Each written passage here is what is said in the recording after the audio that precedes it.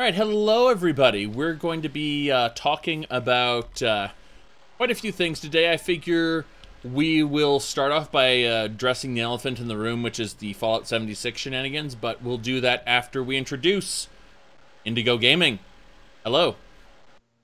Hey, how's it going, Zarek? It's been a while. I've been planning this for a couple months now. Well, we talk on Discord, what, once a day? Yeah, pretty much.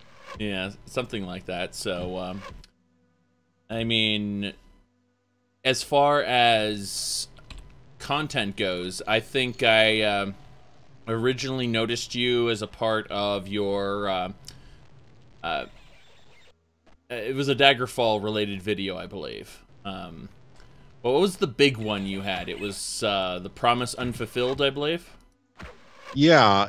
You probably saw my original one I did 2 years ago, which was basically kind of like what future Elder Scrolls games could learn from Daggerfall. And then I think I talked to you on one of your Twitch streams while I was working on the Elder Scrolls Promise Unfulfilled video that I released a few months ago. I remember that. And I think you might have seen my interview with Julian LeFay, aka Julian Jensen, aka Benny Jensen, aka whatever other name he uses. Yes. But yeah, so we've crossed paths a couple times, I think. But yeah, I think I struck up a conversation with you while you were playing one of the ESO expansions, I believe. Yes, Somerset. So that was fairly recently that we started talking then. Yeah. Right. I'm noticing that I missed something, a particular tab with chats and discussions on the Twitches. Missing that. There it is. Okay, now I can see what you guys are saying. It helps. It really does. But it just works. Yeah, it just works, exactly. Or to quote Todd Howard from the last year, sometimes it doesn't just work. Yeah. Might as well hop into that then. What did you think of that E3 presentation, or did you not pay attention to it? No, I watched it. I was editing something at the time. No, I think I was editing my Elder Scrolls video at the time, I think, if I remember right. And my heart sunk a little bit when they actually went and announced another Elder Scrolls game, because I was already like well into editing of it. But yeah, I thought it was probably the most entertaining presentation out of all of them.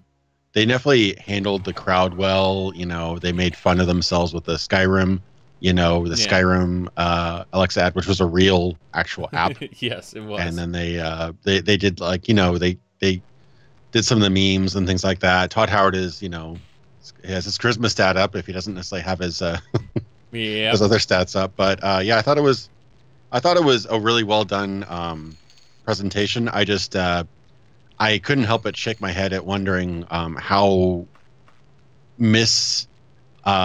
misleading they were how much they were misleading their audience to what Fallout 76 was going to be. I could see what it was, but they kept on saying like, yeah, it's single player, sure, go ahead. It's just like another Fallout game. And I'm like, no. But yeah, I had no idea how bad it was going to be. What did you think about the E3?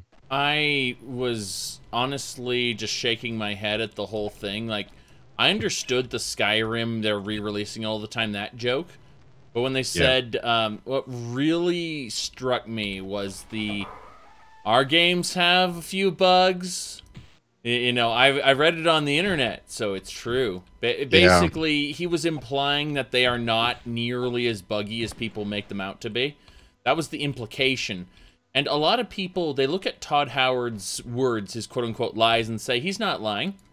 And it's like, maybe he isn't lying. Maybe he's just misleading people, And isn't that worse when it comes to sales? Misleading people, just getting them to believe something that is absolutely false through implications.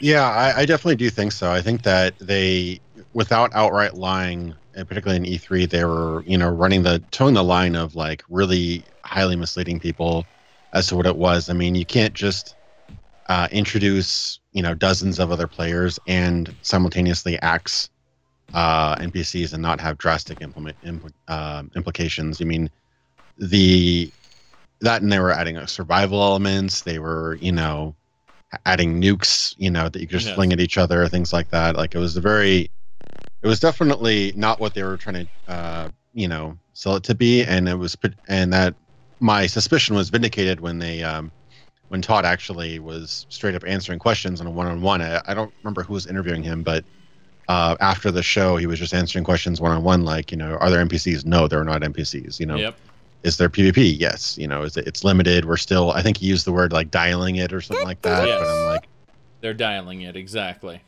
But yeah, it's definitely not what people were meant to believe, I think.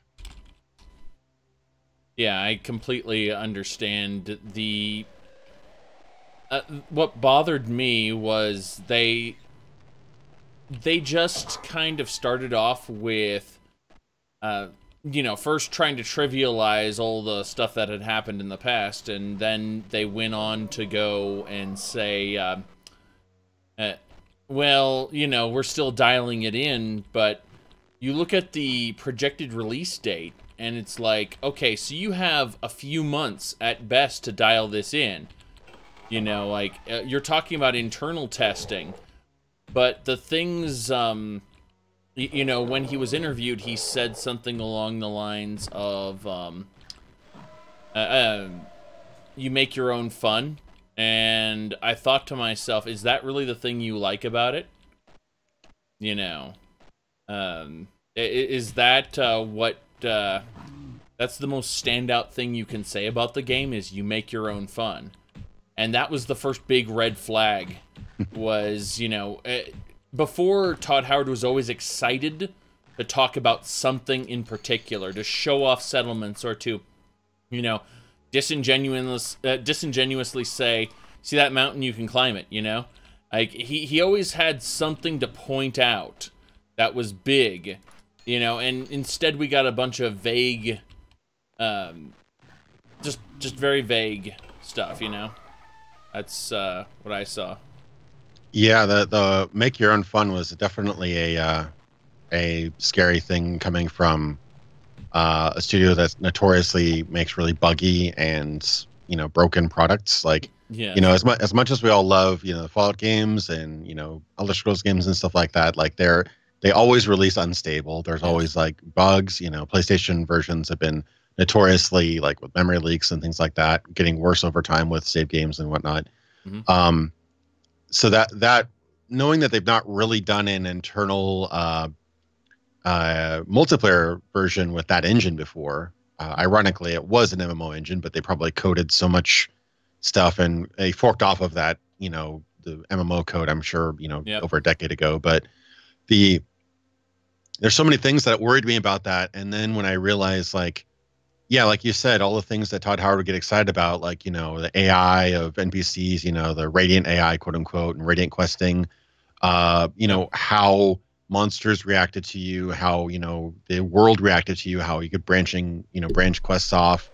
And some, you know, rewatching some of this behind the scenes stuff with Skyrim, I have to get it credit where it's due. Like, some of the way they handled quests was actually pretty inspired. Like, they actually have backup quest givers. Like, if you kill this guy, they actually wrote a backup, you know, quest giver dialogue for this other person to still offer you that quest even if this person's dead. Like, that kind of stuff is pretty intricate, but none of that exists in a world without NPCs and actual quests and actual interactions, you know, and placing that much, you know, potential good or bad on players' shoulders. Like, it's like he's never played an online game before, because if he had, he would know how horrible of an idea that is. Like, you can't expect an RPG to run off of random Xbox Live users, you know? That's right. That's absolutely right. You were talking about bugs here. Notice that I can't, if you've been paying attention to the stream, I'm currently, the bottom half of my body is in this platform here. And I need to jump out of it in order to then use the elevator properly. Like, this was the kind of issues they've had since their inception, you know, in Daggerfall. And, you know, Daggerfall was under a heavy timetable, obviously. There was tons of spaghetti code, such. You know, it's the very definition of good enough. The problem is I think they've carried that good enough mentality forward in time with them. I think. Yeah.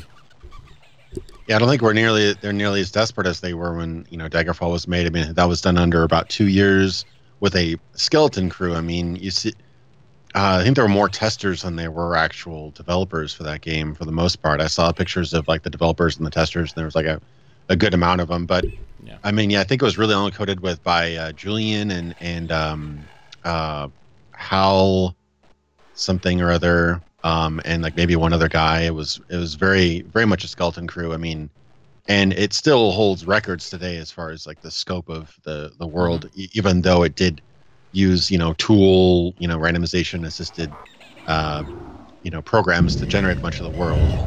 But I think that, I mean, once you have the framework in place, like when they redid all of that for Morrowind, you'd think that at that point, you know, with the huge success of Morrowind, I mean, it sold something like 4 to 6 million copies within its, you know, release on PS4 PC and Xbox, the original Xbox.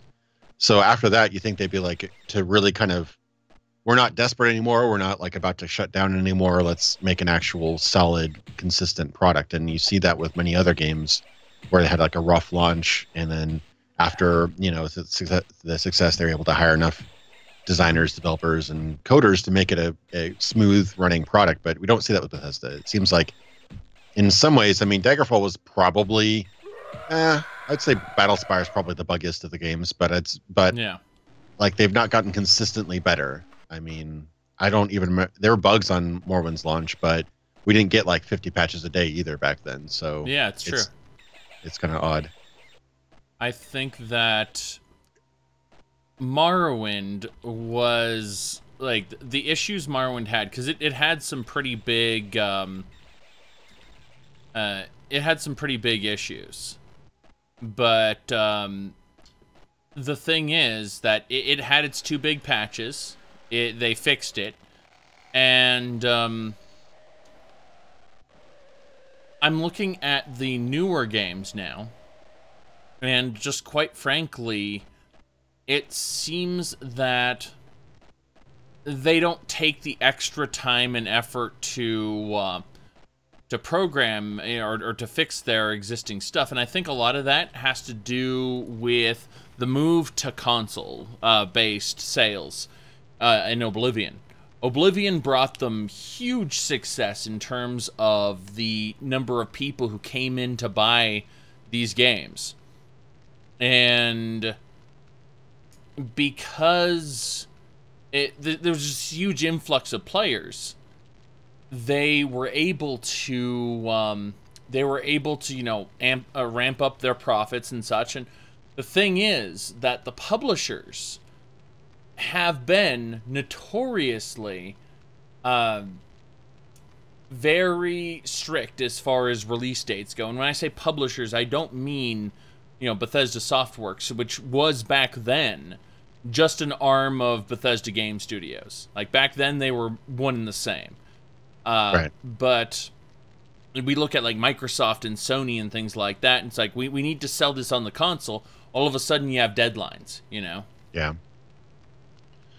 Yeah, no, I agree. Like, I keep on clarifying this to people where it started out as Bethesda Softworks, which was a developer and sometimes self-publisher, and then they grew to start publishing other people's work, and then they split, and then also right around that time they split between Bethesda Softworks and Bethesda Game Studios and ZeniMax as an overarching company. I think they're pretty much all stationed in the same building or very close even today, but they're corporate. The thing is, like, if you look at the articles of incorporation, Bethesda is just Bethesda.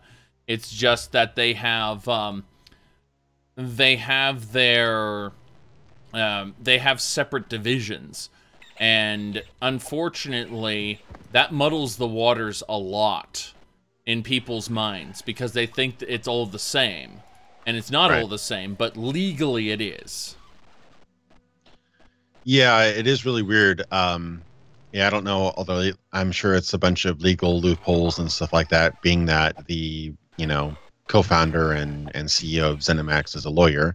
I'm sure he's got all that figured out. But Yeah, yeah, I think that consoles really made and broke the series in a lot of ways because, like you said, I mean, Morrowind was later ported. I think, but published by Microsoft, ported to Xbox well after the PC's release. Ubisoft. But yeah, they did the international translation stuff. I heard they did a lot of work for the localization in Europe and whatnot. Yeah. And then when it came to Oblivion, they saw how much money they made off of Morrowind on the consoles and decided to switch the lead platform to Xbox 360. And that's where we saw a lot of changes. I mean, I think there were a lot of good changes in Oblivion, but I think that that's where we saw a definite shift in, removing things rather than adding to them. I mean, I think that the bigger world was good. I think that, adding horseback riding and other elements like, I'm still kind of torn on what they did with fast travel because I love Daggerfall, which has fast travel, but it's also like 1,000 times as big, so it doesn't seem as small, But I think they did a lot of good things in Oblivion, but they also started cutting, what they call the fat, cutting. Yeah. Oh, we don't really need levitation. Oh, we can't figure out how to deal with memory and stuff, so we'll just split the city up into like 20 zones, or 5 zones or whatever, and a lot of things were lost because of that. Most notably any semblance of you can't just levitate over the walls because there's like a barrier there because there is nothing behind those walls. It's a completely different zone. So exactly things like that started happening, and obviously probably the biggest obvious thing we lost in Oblivion was PC centricism. So like the UI was very consoleized. Like it's kind of a pain to use on PC. It makes some sense on console. I like the aesthetic of the aesthetic of Oblivion's UI is great, but it's a little bit wonky to use on PC because obviously it was designed for a controller in mind. So everyone that I know of that is big into modding, in Oblivion they use Darnified UI, and in Skyrim they use Sky UI, and they make the UI so much better. Yeah, I personally like the kind of fairy tale, illumination style graphics and stuff of the Oblivion UI. I think it's the prettiest UI of the games in my opinion, but it's just weird. Like for the longest time when I was playing first time, I was like, I didn't even click on the compass because I had no idea that was supposed to be the map tab, and just like really obvious things. Like, you should make it a bit more obvious. But I agree. Oblivion is kind of a step forward and a step back in my opinion. But definitely set the tone, especially when that blew up. Even though I think it came out like a year after the Xbox 360 came out, it blew up like immensely for a console game, and that's when I think that's when it really set in stone what Bethesda's path was at that point, which was console lead platform. Make it more accessible, make it more mainstream popular, and that's where we got Skyrim and all the other games that they've worked on since. But I honestly don't blame consoles for most of the issues. I mean, I will never own an Xbox One or a PS4. I just have no reason to. And, I have enough games as it is, so I jokingly go, PC Master Race, but no, the thing is that I don't think that the technical issues with the games are brought about based on consoles. I think that the technical limitations are all in Bethesda's unwillingness to adapt to new systems and expand on what they have. Instead, again, they were always looking for things to cut. So, no, I totally agree. Sorry, go ahead. Go on. No. I'm ready. No, like a good example of understanding your platform would be I don't know if you ever played the DSX games, like Human Revolution.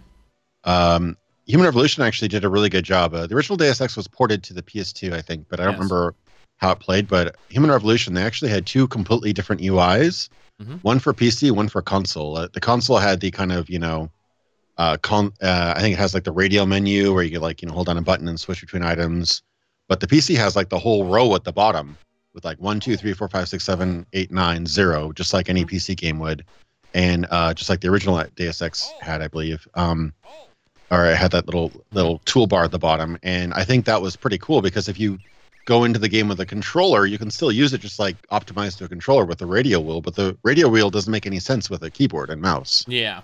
So I think that, and I don't remember many people being outraged about Human Revolution on PC. I think it was a pretty good PC port from what I remember, and it's just a matter of like, I mean, at the time, Xbox 360 games were just selling so well that I understand the shift to market toward that, and you know, PC games were getting worse and worse with DRM, and there was no really established platform for a long time like Steam. I mean, Steam was in its infancy at the time, but now, I mean, PC is a viable alternative, and you know, PC game can sell millions of copies if it's good enough. But yeah, it is sad. I mean, I almost want to do a video about that where you see so many franchises that have moved away from their original audience. I mean, the Elder Scrolls original audience are kind of left in the dust when they find that there's a bigger, more profitable audience to go after, which Elder Scrolls in a lot of ways has. Yeah, I think that as far as like Fallout especially, I've said this in videos, like you got the Interplay fans, you know, then you have the Fallout 3/New Vegas fans, which, whilst I did originally play the Interplay ones, I'm just not a strategy RPG fan, you know, so it was getting too close to Final Fantasy Tactics type games. I'm like, this isn't my type of game, you know what I mean? So yeah, I look at that and I'm like, then I go over to Baldur's Gate and I'm like, ooh, that's better, you know? So that's me personally. But I played the old game, so I understand. However, I became a real fan, despite having played them earlier, at the Fallout 3 New Vegas time, because I wanted that first-person world to explore.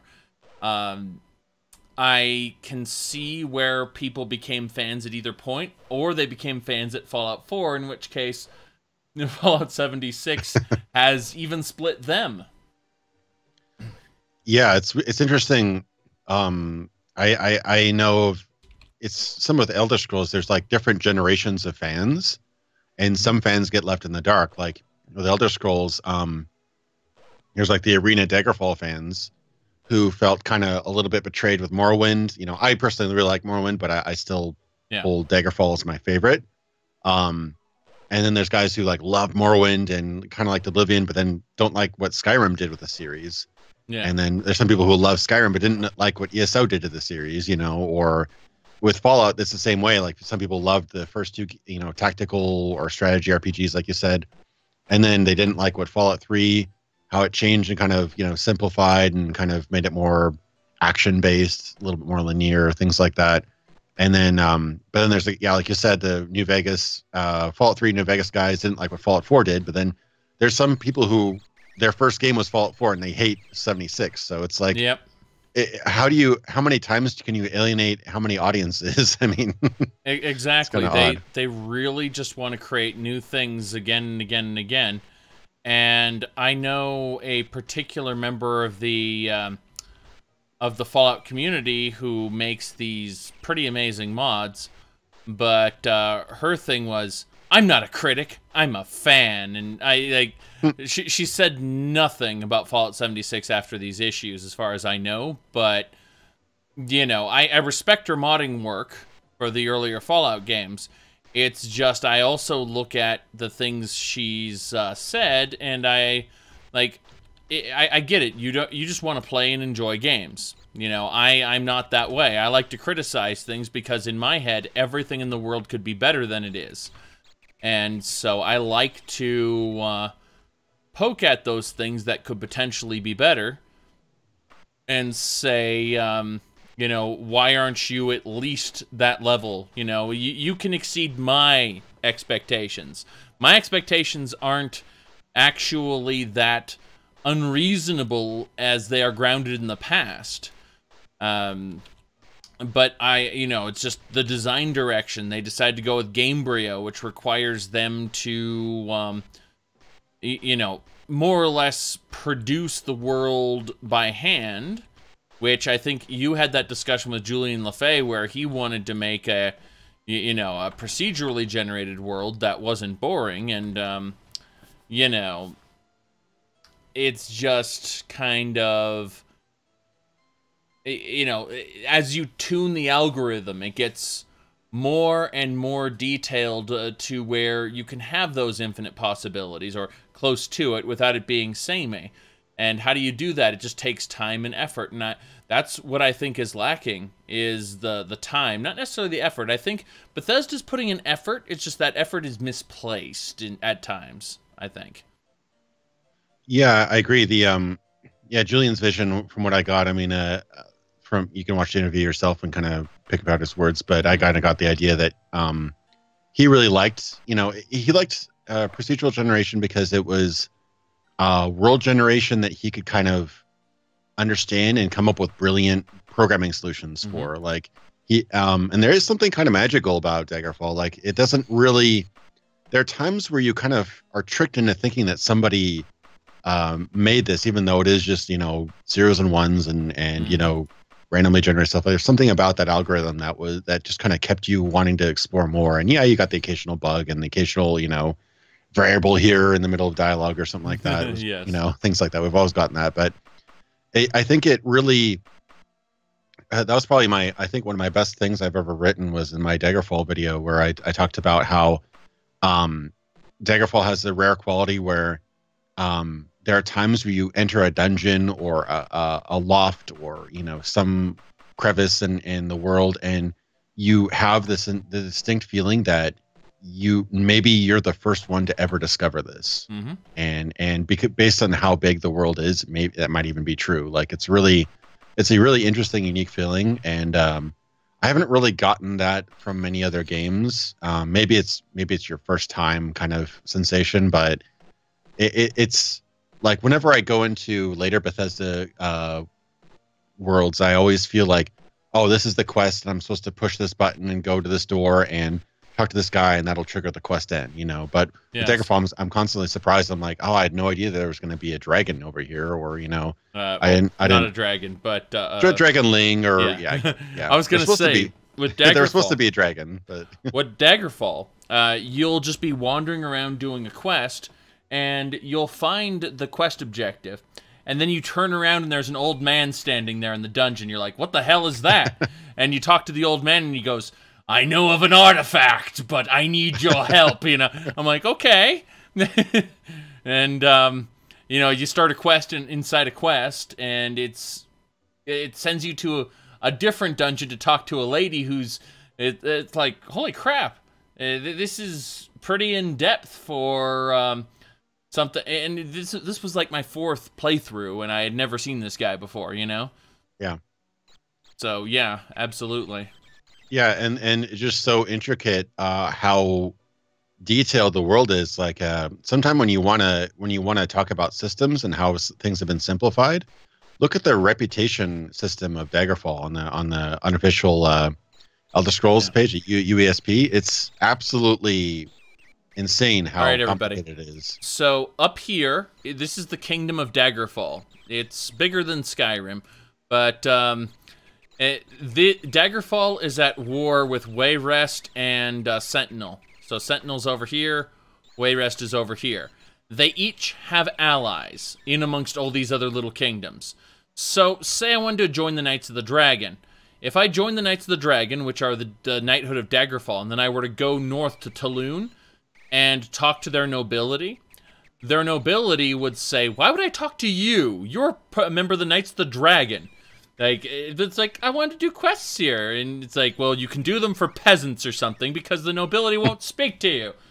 Like, why? Because you are part of the knighthood of our enemies. Like, okay. But, yeah, that's the level of reputation. It's not that, how do I put this? In Morrowind, they introduced 3 great houses that you could join. And you could join one, and then the other 2 would give you a generic, well, I don't want to talk to you, dialogue, you know, you couldn't join them. However, this is dynamic, so if you joined some religion in the Wolfgarian Mountains, you might piss off a religion over here in Tegonis. You know, it's that complex web of alliances and such. Yeah, they're all interconnected, like different. There was guilds, there was just random groups, there were regions, there were like royalty and nobles and merchants and Yes.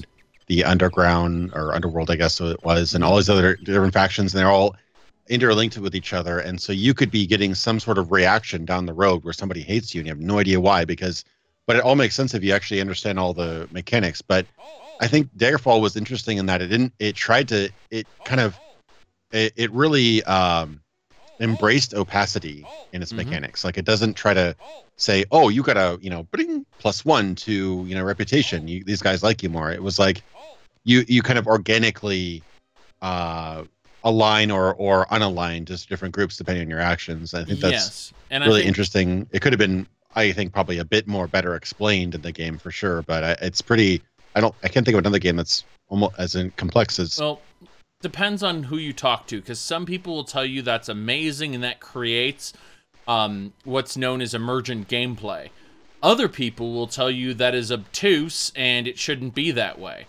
So it really depends on who you talk to. I think that as long as there isn't a quest indicator pointing to the item in the dungeon map, you should be fine.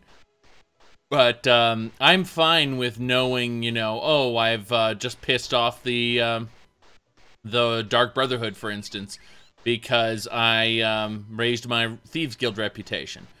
I like knowing those details. But that said, I really just don't. I guess that level of emergent gameplay can happen on its own, whether the player knows it or not. Even if the player is informed, I don't think that's a problem. I think that all the windows turning red for an instant was scary, but other than that, the entire concept of opacity, I don't think that's that important, although it is something to consider. Absolutely. I don't think it's that important. I think that it's how much complexity are in the systems.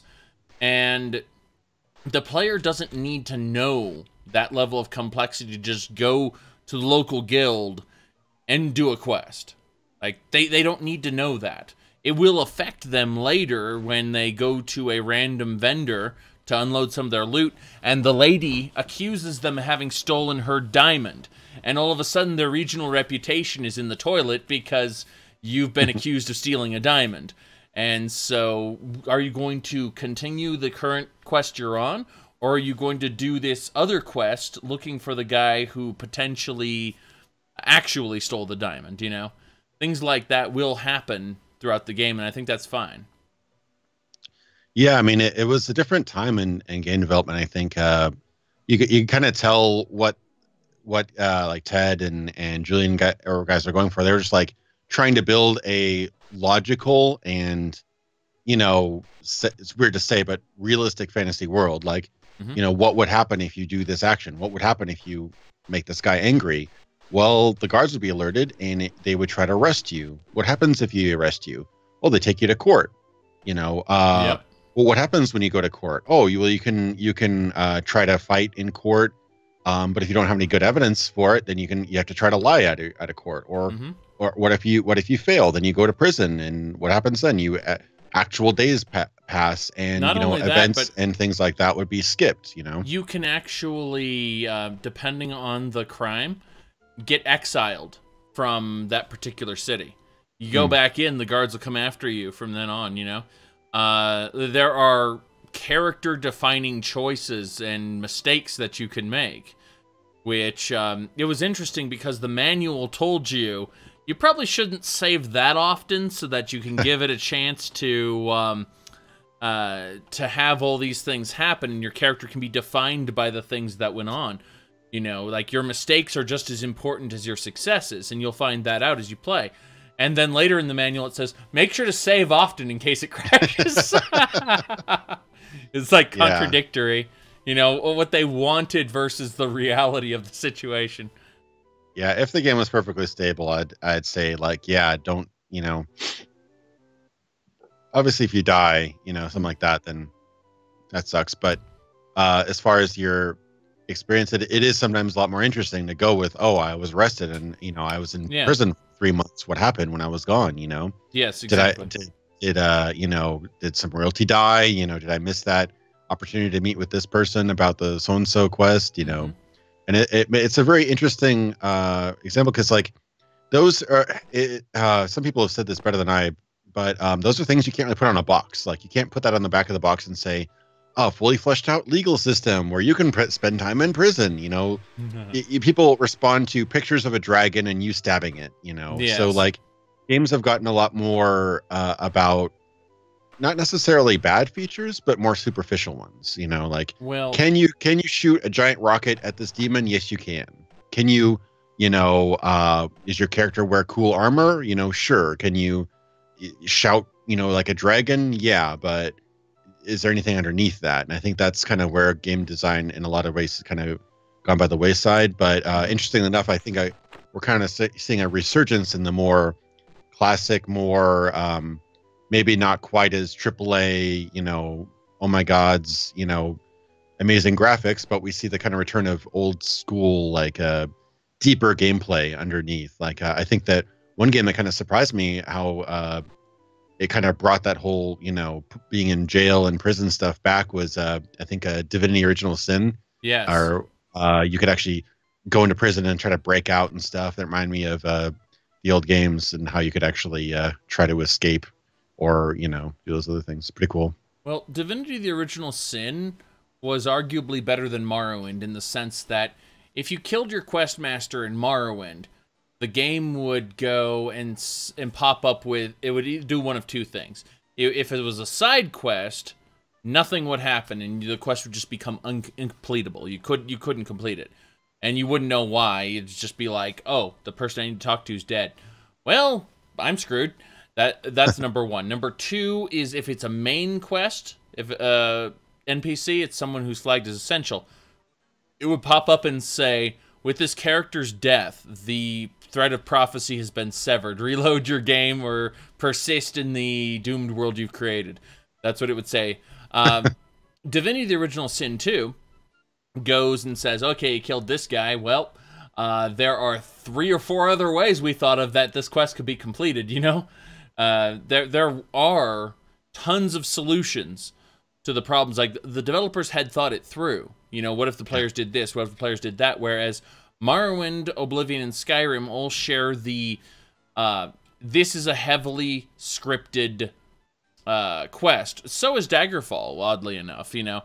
For all you can go where you want, do what you want. Daggerfall is, at the end of the day, a series of linear quests where, you know, you don't really have that level of freedom. You may be able to split it off where, I'm trying to think of a particular quest. I know there's a way to screw it up. If you read the prince's letter, then he goes, the seal is broken on this letter. You've read it. You know, things like that. There were little things that the developers did think about, but for the most part, all the Elder Scrolls games have a go here, do this thing quest, whereas Divinity typically had multi-part quests that you could fail parts of, and the whole quest would continue, but it would take a new turn, you know? Yeah, so it's almost like, because a brief rundown on how that worked from what I recall, you can correct me if I'm wrong, Morrowind, you could kill anybody, but yeah, like if you killed a main quest giver, you know, it would warn you in the game and you couldn't complete the main quest. Yep. Oblivion, they just made those characters invincible. You'd knock them out and they just wake up like a couple, like, you know, half a minute later. Super annoying. Yeah. And then Skyrim, they'd let you kill them.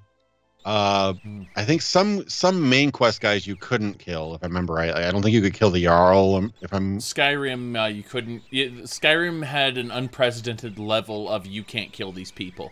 Yeah, it escalated.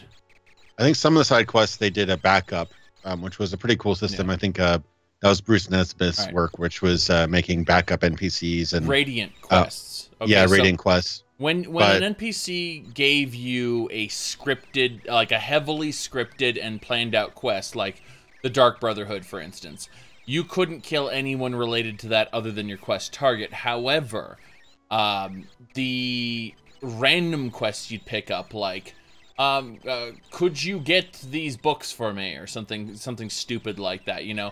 Like, there's a book in this ruin that I need. Can you get it? And so that is what's known as a Radiant quest, and there's an infinite number of those in the sense that the NPCs, like, the voice actors, don't even know what they're sending you after. It goes, I need a rare book. I've marked it on your map, you know? And the voice actor just gives you, like, this generic mumble, and then all of a sudden you'll see the miscellaneous quest pop up and go, dunk. And it'll say exactly what you need to do, as opposed to what the NPC blabbed at you about.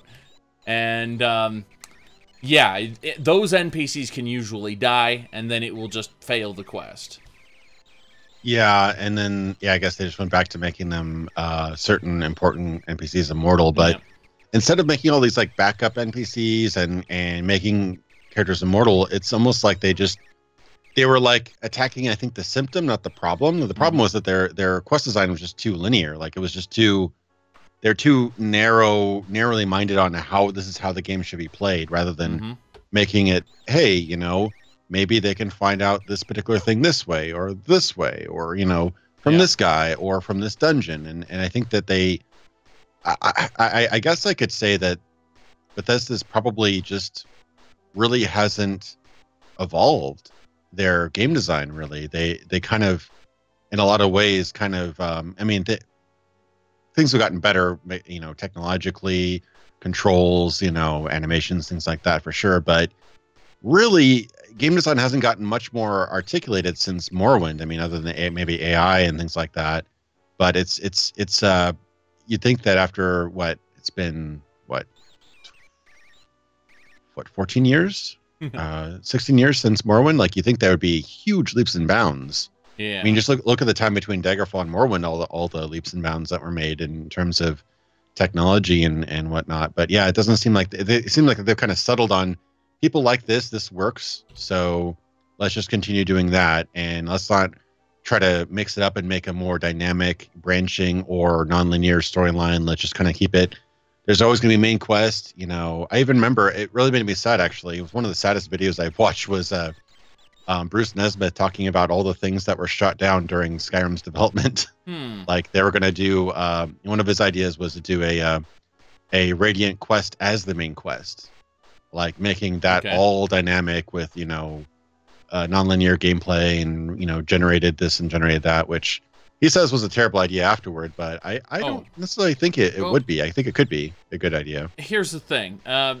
The amount of effort you have to put in terms of voice actors and things like that in order to make a truly Radiant main quest, in the sense that on the production level that Bethesda wants to create, it's cost prohibitive, it's time prohibitive. I think that as far as what Bethesda's trying to do, they're pushing cinematic storytelling, at least in Skyrim and Fallout 4 and stuff like that. They really want to push that to where things are happening in real time, whereas in Daggerfall, you are told that this thing happened. You know, the woman transforms in... the weapon on the ground transforms into a beautiful woman, and she says to you, and, you know, it pops up with another dialogue window saying, hey, look, you can't take the katana because the katana's me. You obviously can't have it. So how about I give you this Nodachi instead, and you can tell the guys you just couldn't find the katana. That would be best. And you get a yes or no box. But that's what would happen in Daggerfall. In Skyrim, they don't have any quests like that because it would be too complicated to put into a 3D model in order to make happen in real time. And according to Matthias here, cinematic storytelling, too bad Bethesda can't write for shit. That is a symptom over time.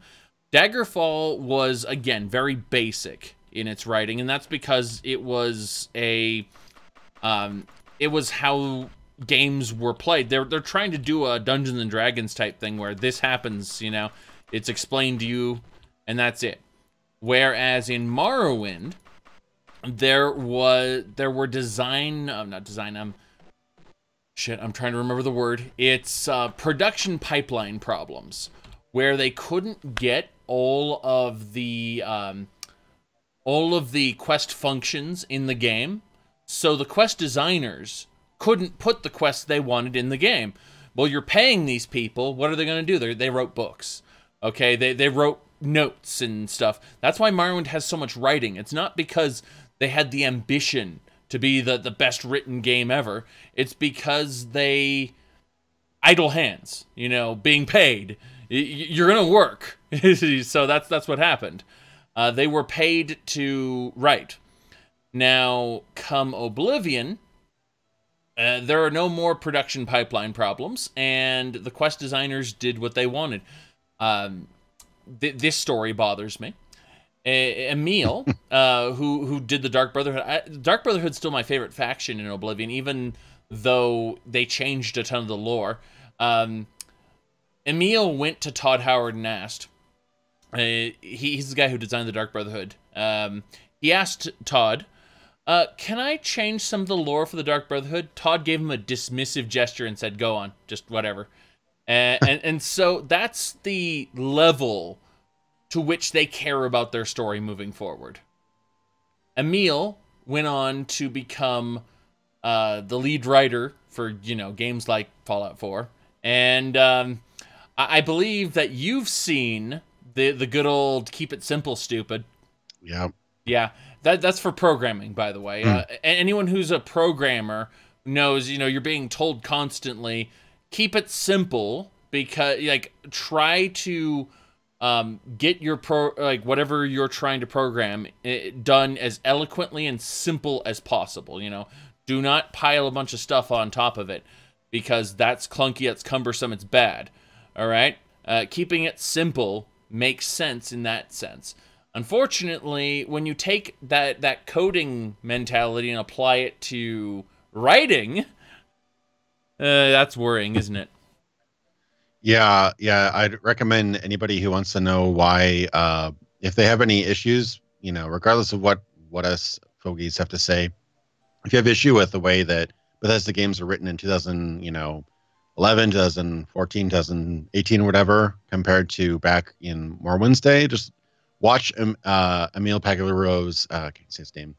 I think it's a story conference. Watch that whole video, and you will be 100% convinced that he is behind all of the changes, because it's really weird. Like, I don't mean to bash the guy. The guy is obviously very successful, but he conflates things like dragons with like themes. Like, he was talking about story themes, and he mentioned like dragon as a story theme, and it's like, that's not a theme.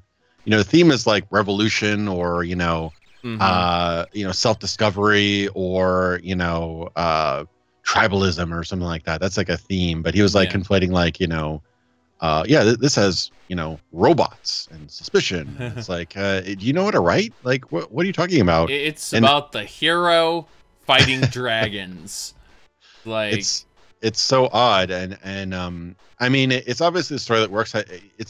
Somebody broke down like how many movies had characters that their initials were JC, you know, the Messiah complex and all that kind of stuff. If you really want to read into it, it's a pretty common trope. And there's obviously the the hero's journey, which is like kind of like beat for beat what Star Wars used as a template. You know, it's a. The funny thing about the hero's journey is the guy who wrote it didn't write it as a story. What he did was he noticed a set of patterns that repeated itself in storytelling for, like, from his perspective, ancient history. He's ancient history to us, but from his perspective, going back to when writing began, he kept seeing this repeated theme, and so he wrote it down and commented on it. The hero's journey was a commentary on a story that just keeps repeating itself in human history, and Star Wars is just an extension of that. Yeah. So I don't even know if George Lucas had any idea that it existed, but what really Hero's Journey is more like TV tropes rather than like here's how a story should be made. He was just noting common cliches in story writing, like that's right. In terms of epic storytelling, like you can, say, oh well, that fits Gandalf here, that fits Obi-Wan here, that fits blah blah right there, and I mean also people are extremely talented at seeing patterns if they're looking for them. That's another thing. But yeah, that's the thing. I just don't. I don't agree with the idea that the obsessiveness of okay, here's your narrative, and now you have to constantly force players into that narrative, like just kind of like stick them in. Oh, they're doing this, tell them to come over here, tell them that there's another settlement that needs their help, tell them that there's yes. there's an heir over here that need to go to, or tell them that oh my god, their best friend is about to die and you better go to that house because we've got a quest trigger set up at that house. That's and right. I don't. And that's what was awesome about when I talked to Ted Peterson a couple months ago. He was like 100%. We were finishing each other's sentences as far as like what we think the RPG should be, and his idea was like a game that kind of played around you rather than you around it. He was like, how can the most exciting thing I got out of the interview was the idea that procedural storytelling was a realistic thing. Like I think that's I think if somebody can nail that like really well to a point where you can actually have talk about emergent gameplay when the game is telling a story around your actions. Yes. We've been kind of faked into thinking that. Like I remember there was a one game that's really entertaining to play is a Bastion. It was a Supergiant Games game a while ago. The narrator would narrate your actions, but they were preset actions. Like if you died, he'd say, looks like you took one too many hits there, or something like that. Or I remember I was just breaking a bunch. Like he was telling the story, and I was going along, and then I saw a bunch of crates, and I just thought, oh well, I'm gonna break all those crates, see if there's anything in them. And the narrator, didn't say anything for a little bit, and then as I was breaking the last crate, it was like, the kid just rages for a while. Yeah. I'm like, okay, that's fine. It's brilliant. It's pretty brilliant. It tricks you into thinking that there's some sort of, narrative being built around you, but it is only a preset amount of lines recorded. I love that voice actor. He's a great voice actor, but it tricks you into thinking that you're kind of crafting a story, but really it's almost like achievements at that point. When you break the boxes, bing, say the thing about, breaking boxes, when you enter that room, bing, you think about entering the room, and it's difficult. It'd be very difficult to meet something like procedural storytelling with the expected presentation that you'd the kind of presentation you'd expect in a modern game, like voice acting, really nice animations, graphics, and stuff. But I think there's somewhere where we can find a happy medium. I mean, I think that Morrowind kind of approached that, where we had some really good voice acted lines, but there was still a lot of text dialogue as well. I think you'd probably go a little bit further than that. But Morrowind, I think Morrowind's main failing was the wiki based dialogue. Yeah. That was unfortunate, where you would go and talk to a guard, and the guard would have exactly the same line as like the 52 other people you talk to. And I'd be fine if every guard had the same line, but they had like 52,000 lines, and unfortunately close to 30,000 of those were shared among everyone else.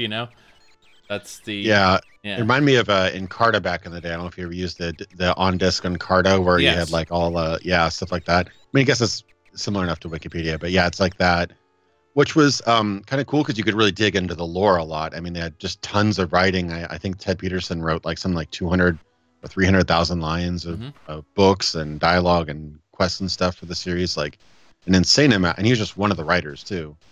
There's just an insane amount of lore in those games. You really get no wonder there's such a big, community invested in the lore. But I mean, and then Daggerfall had some issues like that too, where you either get a one option pop up, or you'd get like the whole dialogue screen where you could like ask all questions about the regional areas and stuff like that. And that was cool, but I think you could figure out some sort of happy medium there where it's not completely generic for pretty much every character, like Daggerfall was, or like generic per character archetype like Morrowind was, or of Oblivion, they just trimmed down the amount of dialogue immensely because they made it all voiced. Yep. You know, so guys would have like maybe 1 or 2 options each.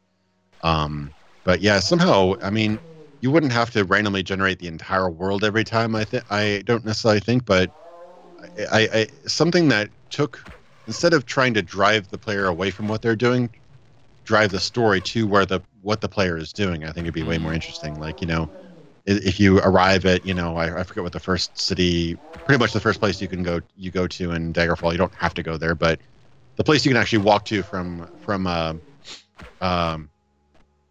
whatever the first dungeon is, and you know, if you decide to take west and go to the, you know, the castle, then that might start one sort of, you know, plot line. Or if you decide to, you know, rob a store, that might start some other plot line. Or if you decide to, you know, help this woman who's crying on the street and with her problem, that would start something else. And maybe you'd be able to find about this.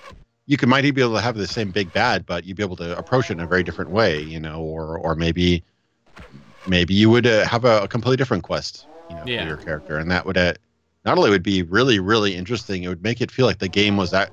It'd make it feel you'd feel like your quest is actually your story, because that's one thing that's becoming more and more apparent with these really, like, just look at the Game Awards or E3 or whatever, these Game of the Year type games, like, you know, God of War or, you know, Last of Us or Uncharted. Yep. Beautiful, gorgeous, really well acted, really well animated experiences, but you're all going to get the same experience. You're all going to get that same exact story. You know, Nathan Drake's going to say that same exact line of that same part every single time, and there's nothing you can do about it. There's a pretty good video online. It's called Uncharted 4 is not a real video game. And yeah, it's a really good video. I don't necessarily agree with everything this particular YouTube channel says, but it is a pretty good video nonetheless. And he explains how this is a set of movie set pieces that you participate in. And, you know, they go and they explain, you know, a video game is where you are tasked with a set of rules, understanding the rules, and then playing the game accordingly. But Uncharted changes the rules all the time. And, you know, where in this scene, the enemies will die in one hit, but there are tons of them. In this scene, the enemies will be bullet sponges, and you really aren't supposed to kill more than a couple of them, you know. And that's just so that the scenes can play out in exactly the same way, or mostly the same way, every time. Yeah, and I think that's going back to another conversation. I forgot who I had that with. It's trying to make video games into some other medium. Like, you know, video games will never be as good as movies. You'll never be able to get that exact curated experience as movies. You'll never be able to, you know, imagine it all in your mind like you would a book. You'll never be able to, you know, uninterrupted have the same effect as like a music soundtrack or you know, a music album is. But it is also so much more than all of those, you know, an truly interactive medium.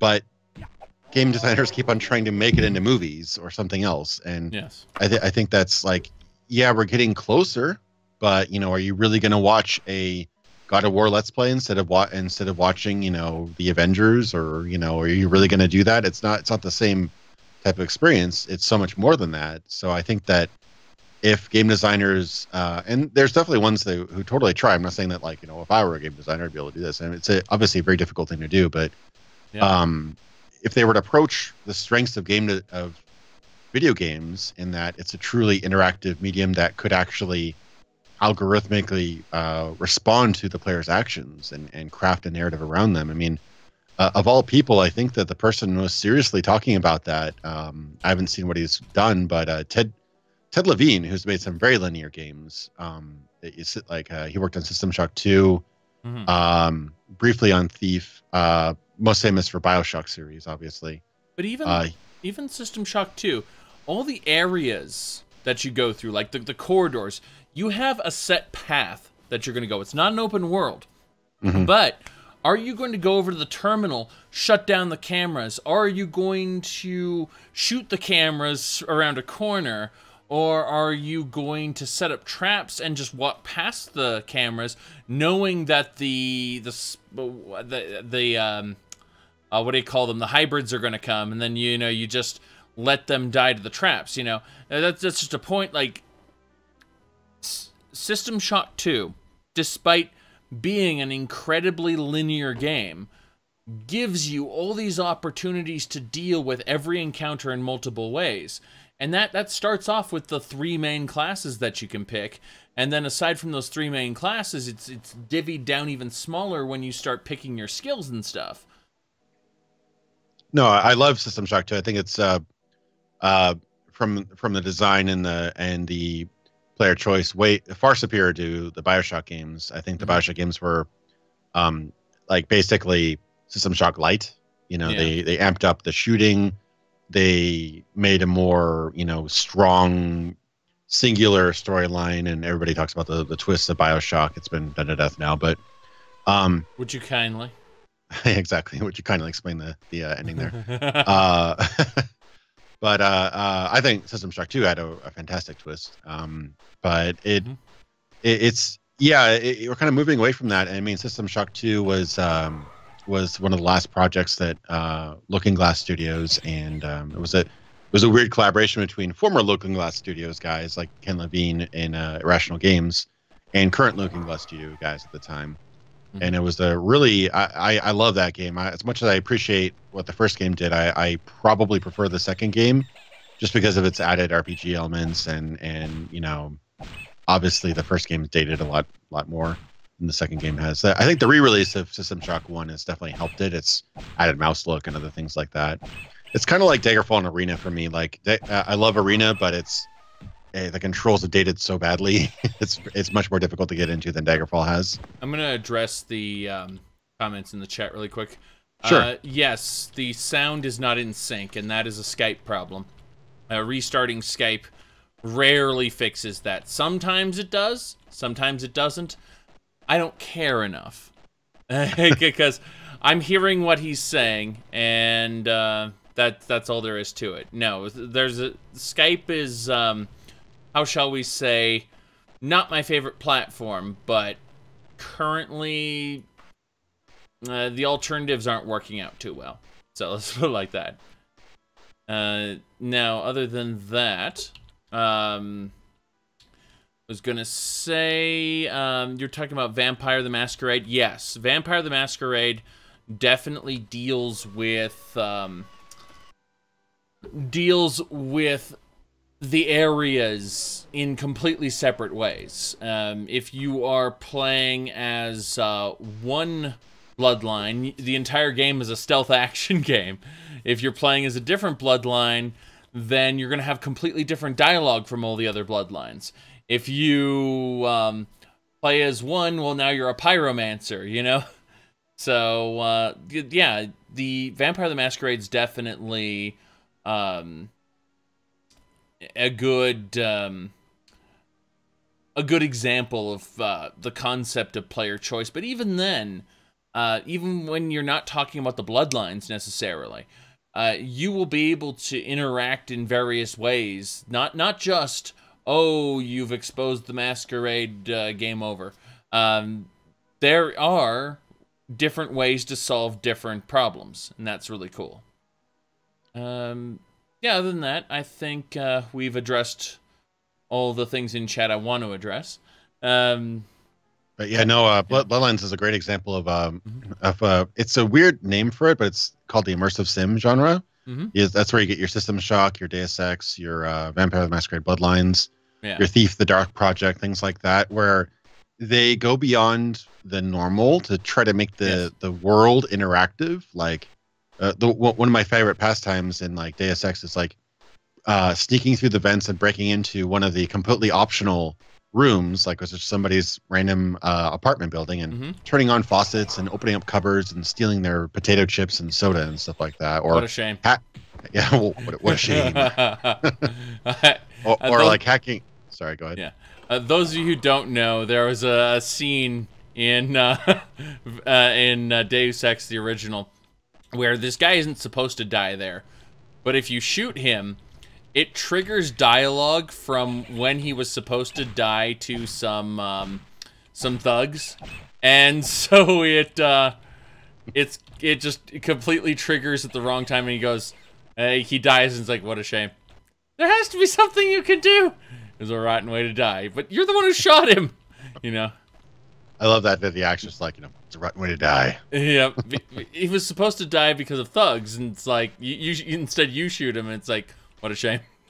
I love the dialogue. As cheesy as it is now, I love the dialogue in Deus Ex, and I could talk about Deus Ex all day. That's a really amazing game, and it's also like the most post 9/11 game that was ever made before 9/11. Like, yes, it's predicted so many things, like, you know, the complete destruction of a treasured, you know, national building, and, you know, in that case it was the Statue of Liberty, and like all these other the NSA. It talks about the NSA like constantly about like surveillance state and stuff like that. That was like years before the Patriot Act and everything like that. And all this other stuff that was leaked later. But yeah, that game's like amazing in terms of all the different random things you can do, and it even gives you little benefits to do them, like, you know, I was saying, like, opening up refrigerators and finding some soda, which gives you a small health bonus. You know, you could hack soda machines and like spit out a bunch of soda for free, but then they'd break, and so you couldn't use it again.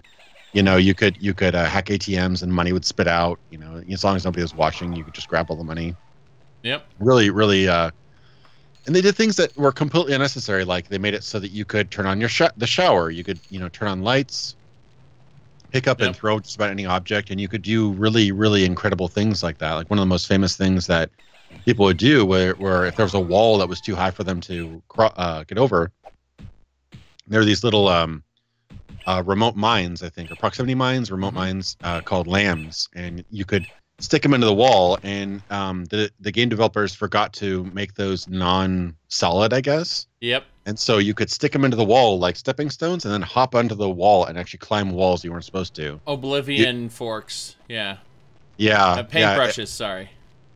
Yeah, you could do similar things with that engine. That's why I love like physics-based engines like that, where you could do crazy things. But that game had like a whole weight system. Like, you could pick up heavier and heavier objects based on how much you augmented your strength and stuff like that. Like, those kind of games are amazing, and just from their very dynamic nature, they let you carve your own path and do crazy things. Like, this one time I saw a bunch of soldiers on the bottom of this like really long like stairwell or whatever. So I picked up and gently pushed over a gas barrel and knocked it over, and it landed and exploded on all of them, and I was able to take them all out with just a random object that was lying around, things like that. And I think that played Star Wars Jedi Knight 2 Jedi Outcast. I haven't. I've heard a lot about it. I'm friends with Nerdslayer, who's a big Star Wars guy, and he says that game's really good. The first time I fought the final boss, he shouted, I ran away, I hid behind a pillar, and he shouted, "Does a Jedi run from battle?" And then he threw his lightsaber and leapt over to me, okay? So the pillar was in front of me, so his lightsaber tore through the pillar. I jumped out of the way just in time. It smacked the other wall and went back to him. But he jumped over to me, okay? So I had just moved back just in time to avoid the lightsaber, which tore through the pillar. And the platform above collapsed because the pillar was broken and killed the boss. And you can see the boss's hand go up and then just like down. A shredder in like TNMT too. Yes, you know? Exactly, just like that. And it was amazing, just how I'm like, but I was supposed to fight him. Yeah, those moments are awesome when those kind of things happen. I love games that really incorporate physics and really like all the dynamicness of physics and everything. Like, I always wondered like why Halo was so popular, and it's probably because Halo was coded to be really physics driven, like a lot more than you'd think. Like the original Halo. Halo 3. Halo 3 really blew up, but yeah, the Halo series in general. But the engine they used like had a really, really in-depth physics system to almost an insane degree. 3 really blew up because it had the record and theater mode and stuff like that. So everybody shared their machinimas and things like that. But remember watching one video, and it was actually insane. Somebody ran out and shot their rocket launcher at somebody, missed, and hit a wall. And then like a second later, they just died. And they had no idea why they died. And so they actually went back into the recorded footage and replayed it frame by frame and saw that they shot their rocket and it hit a traffic, like a little caution cone, like a little traffic cone, just the right area. And it like hyper accelerated it right to their head, and it got a headshot on themselves. And they died from their own, just like a traffic cone that got like hyper accelerated from an explosion. It was really wild. But things like that, I mean, that's why emergent gameplay is just so much more interesting. I mean, whether it's physics glitches, like, you know, not necessarily glitches, but just, you know, quirks, I guess, like what you were saying with the Jedi Knight 2 and things like that. But it's your story. You know that only happened to you. I mean, that particular incident only happened to you, and that's so much more personal and so much more memorable than all the best written, you know, ending scenes. I'm a huge fan. I'm a huge fan of the Jedi Knight series, from Dark Forces, the original, Jedi Knight 1, which is, you know, my favorite of the series, Jedi Knight 2, Jedi Outcast, Jedi Knight 3, Jedi Academy. Huge fan of it. I've played Jedi Outcast 4 times through. And a couple times, like, partially. But in all those playthroughs, that thing that happened to me the first time never happened again. Yeah. And I don't think I've ever had that same experience in the final boss battle, because it's very reactive, and until you've done it many, many times, you won't start seeing repeats, because, like, depending on your actions, the boss will do different things. Like, you pull out an Imperial Heavy Repeater, and he'll just grab the gun away from you. It's like, well then, I guess I shouldn't do that. So you start with your lightsaber out, you push him down to the ground, use force push, knocks him down, assuming he doesn't resist it, because he can actually block it. But assuming he's busy doing something else and he doesn't block it, it pushes him down to the ground. Pull out your Heavy Repeater, shoot him in the face. You can do that. And as long as he's not there to force pull your gun away, you can still use it. Exactly. That's awesome. But we all remember the best of the Jedi Knight series, Last of the Jedi. That was good. the Last Jedi. The Last of the Jedi, or what was it? I forgot the name. Last Jedi. Rian Johnson movie. Yeah. Yeah. Well, we don't have to talk about that. You do know that Mark Hamill cried on set, right? They have footage of it. Oh God, did he cry on set too? I remember hearing about Ian McKellen crying on set of The Hobbit because of so much green screen and blue screens. It seems like if one of your key elderly actors cries on set, that's usually a bad sign for your franchise. I think that should be just like an automatic, okay, it's canceled. Well, he is such a, like, he spent so much time not just playing Luke, but also he did voice acting, things like that. You know, he voice acted Luke in so many different things, and, you know, this was supposed to be Boy Wonder Hero, and Rian Johnson's whole thing is, okay, we need to tear this character down. Yeah. And we also need to tear down the villain that we established for this new trilogy. And it's like, what the hell are you doing? What's wrong with you?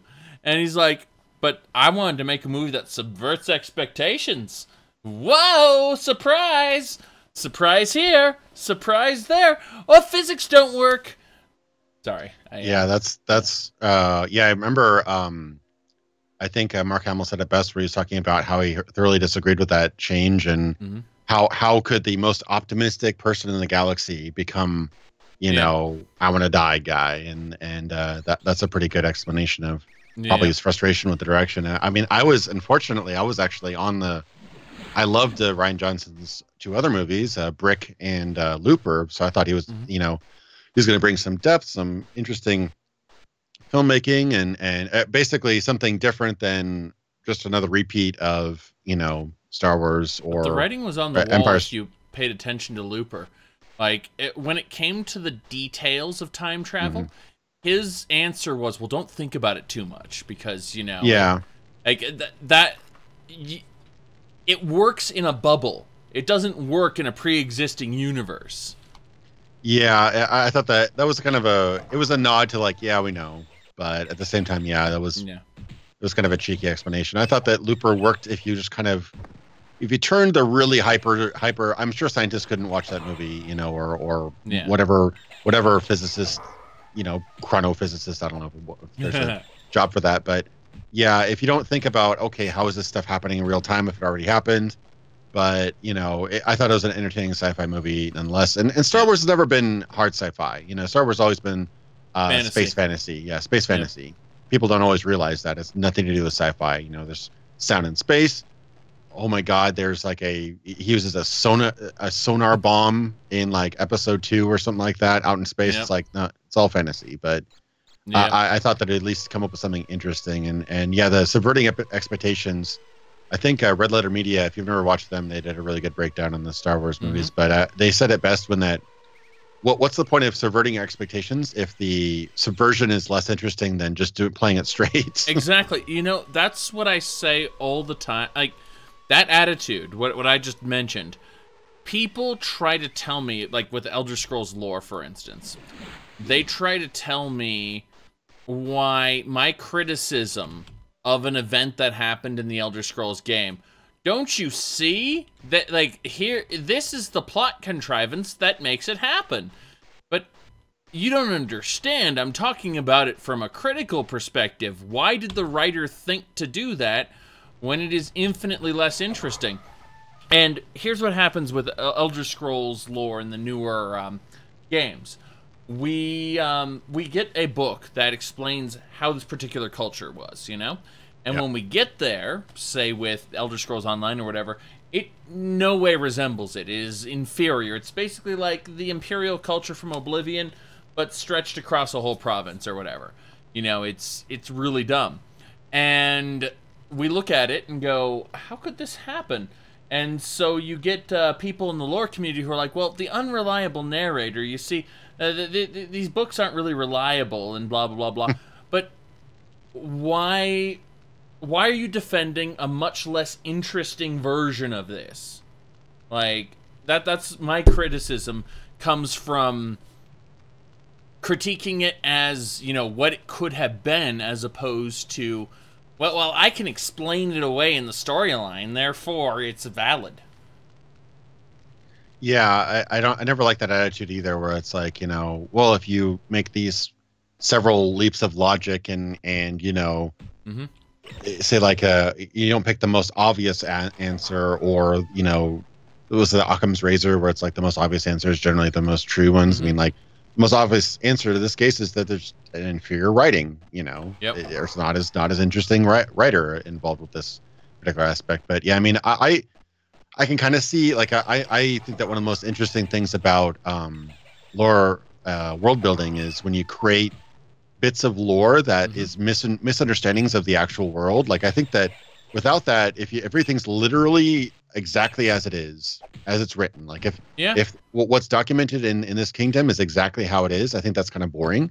Because even in our world, like, we misunderstand things. You know, we thought that it was this way, but it's actually that way. Or we found this document or this rock in Rome, so we thought that, you know, oh, this must have been taken over by, you know, the Persians back in so-and-so, but we were completely wrong, you know. But so I think the idea that the own world misunderstanding itself is cool, but yeah, you can't just, I'm guessing you're talking about Skyrim being kind of just another extension of the Empire, or I was trying to... Yeah, you know, it's basically Bruma stretched over a huge area. That's what it is.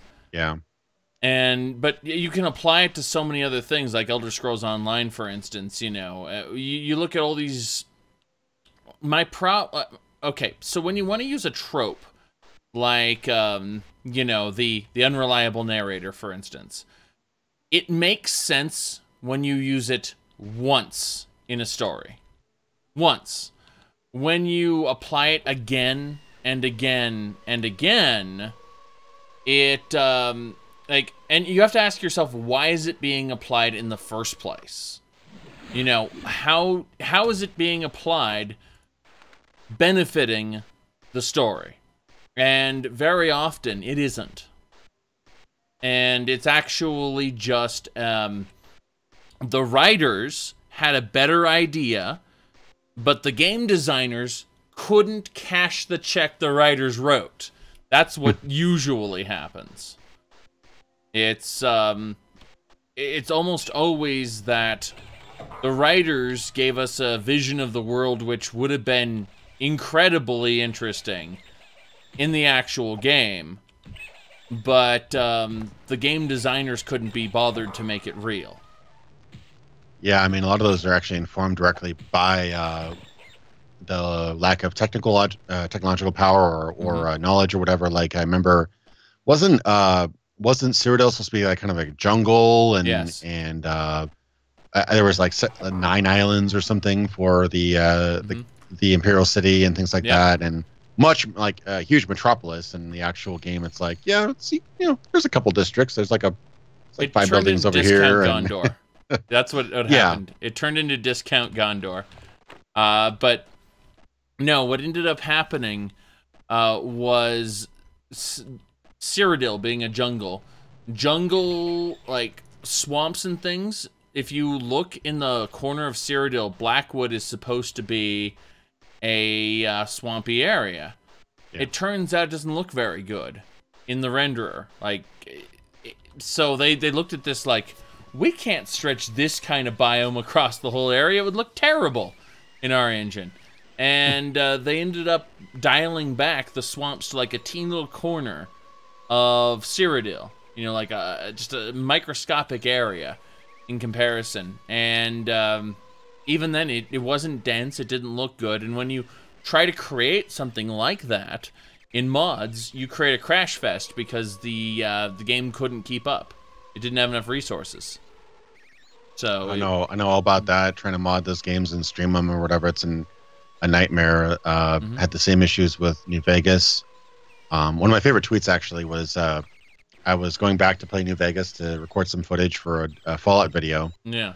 And my tweet was something like that, like, goes back to playing New Vegas after 6 months, crashes on first play. I missed you too, buddy.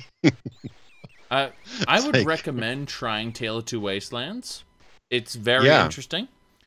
You need the complete version of New Vegas. You need the complete version of the regular game. But when you go to Tale of Two Wastelands website, they will flat out, you'll download an installer. And the installer will not only take all the files from Fallout 3 and put them into New Vegas, but it will also modify the pack files and remove like dirty edits and things that Bethesda screwed up on. Wow. It will patch the executable to be 4 GB aware as opposed to the 2 GB it ran with. It just they update this thing to where it is mostly stable. In 80 hours, I got like 2 crashes, and those were toward the end of the 80 hours. And so what I ended up doing is, after the second time it crashed, I was like, I just went inside a building, waited a game week, so that it cleared everything, reset everything. No crashes from then on, So there was something weird in the game state where it was like, it crashed a couple times. The second time it crashed in the same area, I was like, And then again, I went inside and I just waited a game week so everything reset itself, and no crashes since then. So yeah, I don't pretend to understand how it is coded, but I know they've had issues with memory leaks and stuff like that. Like there was this one pervasive problem with pretty much every. I think it was with.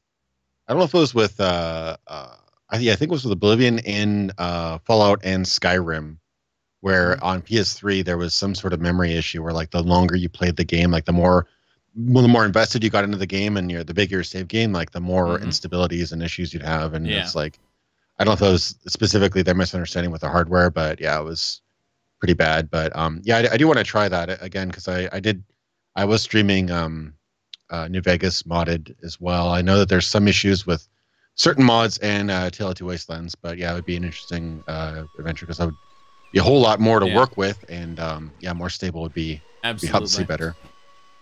Okay, well, I have to take a break, and I think now would be a good time. So we'll get back to this in just about 5 minutes, everybody. And I figure we've got maybe another hour at tops, and then we'll be taking off for good. But thanks for showing up, and it's break time, everybody.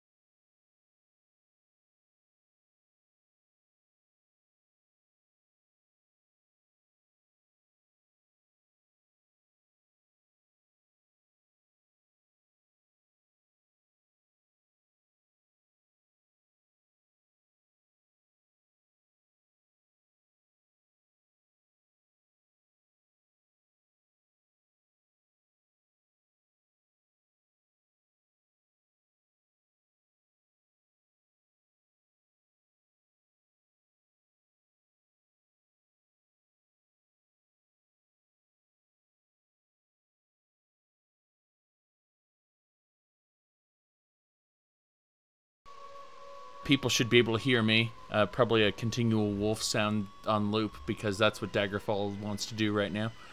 All right, let's see. There we go. And we're back, everybody. Hello, hello. This is, for those of you who missed it, Indigo Gaming. If you haven't checked out his channel, or just look up, was it Promise Unfulfilled? Something like that, Elder Scrolls? Elder Scrolls Promise Unfulfilled, yeah. Yeah, I recommend checking that one out for sure. If you plan to check out nothing else of his, start with that. And, well, you'll probably go on from there. But, yeah, so we kind of skimmed over Fallout 76 and its problems, specifically the E3 presentation. But we never actually went in depth with the with Fallout 76 and what has been going on. So, I was gonna say, you don't own the game, do you? No, I had moral objections to buying it.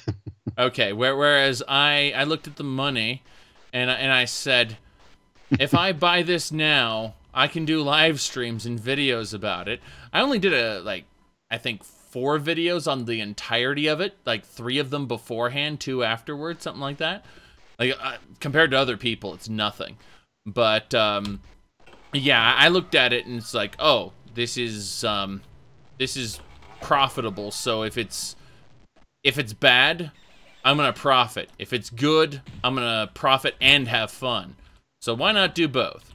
And so I did live streams. I had fun at its expense, which you know, I don't go into these games expecting or hoping for them to be bad. I'm hoping for them to be good so that I can enjoy them. Unfortunately, I expected it to be bad, and it met my expectations pretty much. So Fallout 76 was much less than what I would consider your average, what is it called, like Rust-like game. You know, I see a lot more fun potential in something like Conan Exiles. I believe you have a server for that. Yeah, I ran a server for about 3 months of that, yeah. Yeah. So, you know that there's plenty to do in a sandbox game without, you know, an active story going on. You know, there's plenty to do. It's just that Bethesda couldn't nail it, I think. It's almost like they couldn't commit to one idea. Like, they wanted to, you know, support the idea that you would go out and do your own adventure, but they didn't fully commit with that because they took out NPCs and took out most semblance of a story.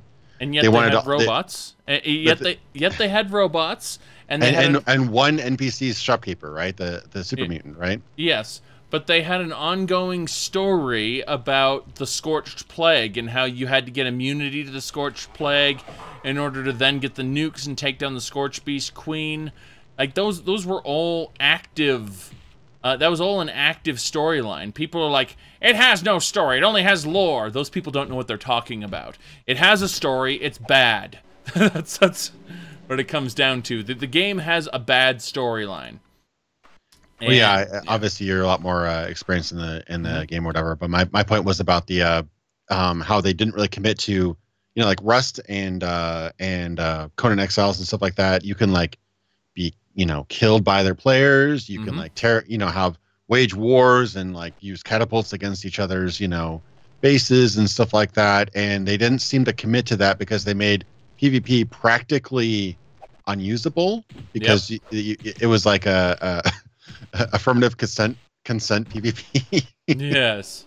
It's like, I do not consent to being killed right now or something like that. Yeah. I've seen footage where people like literally like 5 guys with point blank shotguns and for like 10 minutes and finally killed somebody. But how it works is you do like 1% of your damage per shot until either the target dies or they shoot back at you, in which case full damage is being dealt.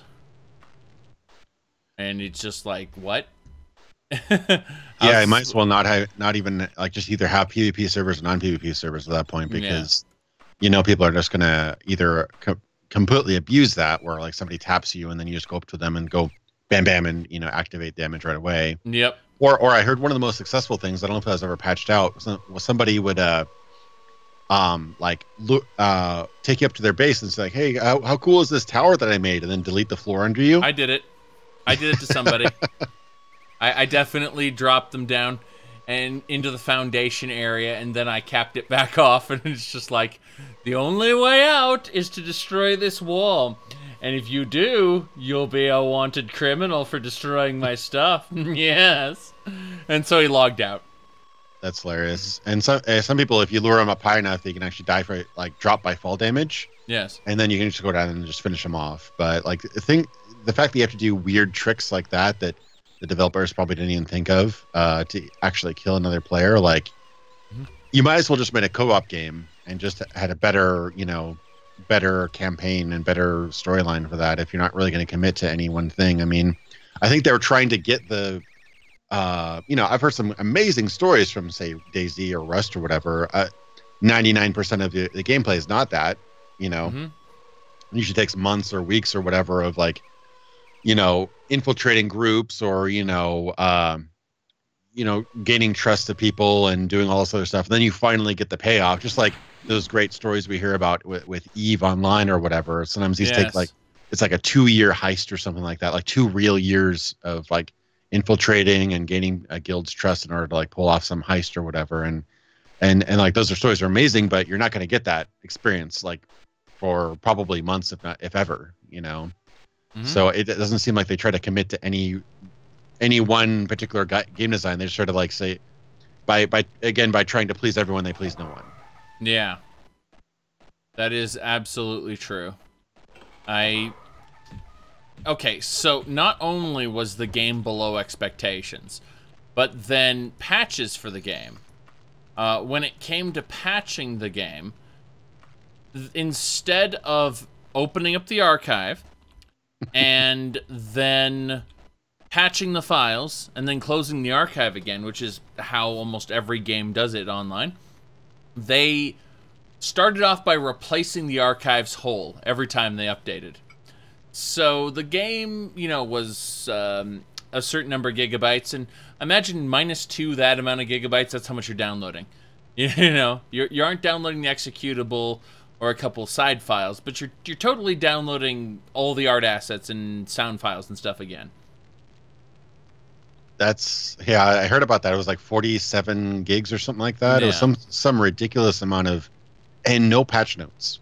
It's like somebody accidentally like clicked override files and like didn't tell their boss, and so the update patch went through. Is like 47 gigabytes. That's pretty big. Oh well, and just click like submit, and nobody questioned the fact that why would you have a patch like 3 times the size of Skyrim?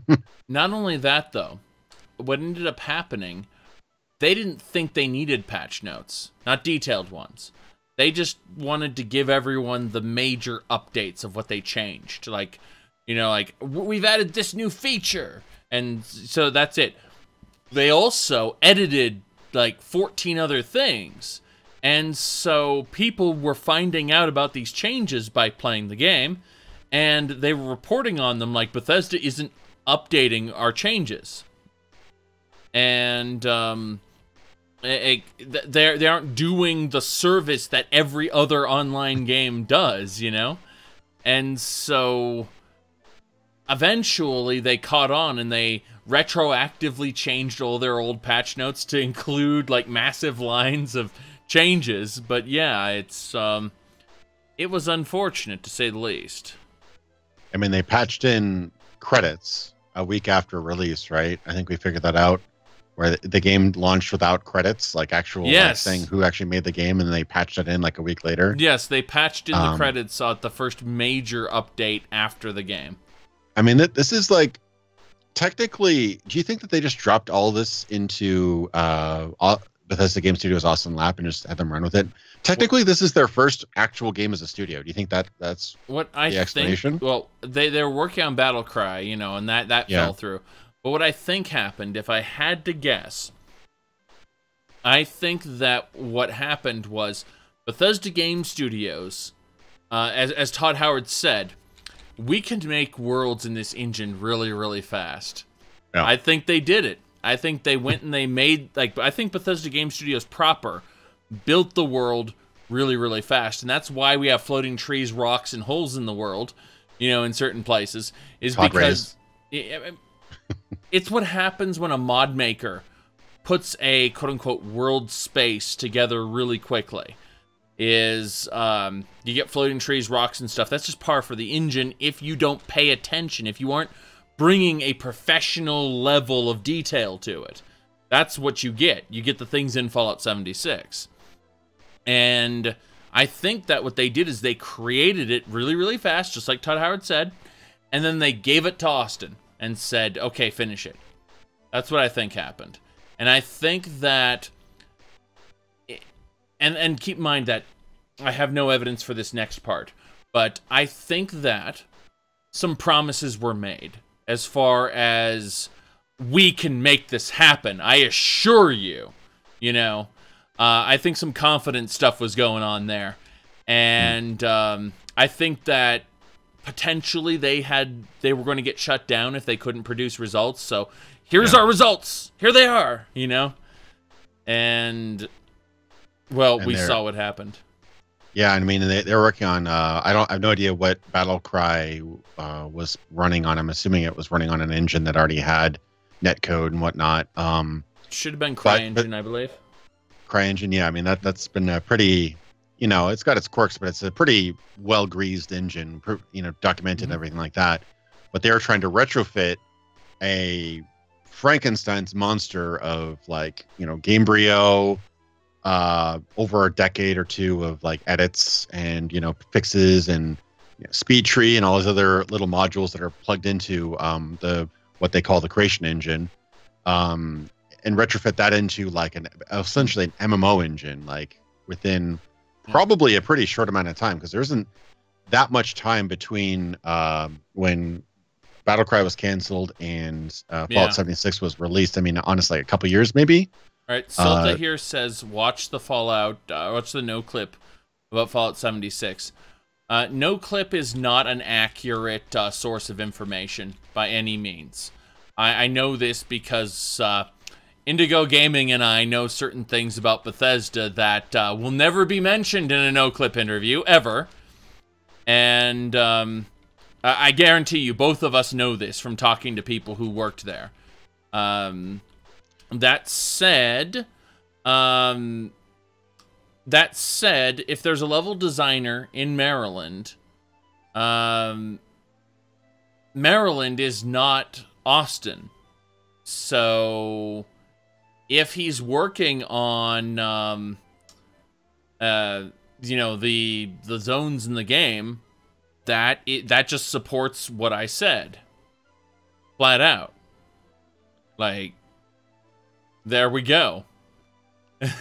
Yeah, I mean, I actually work for a tech company that acquired a subsidiary in, I think, Dallas or Austin. I think it's Austin.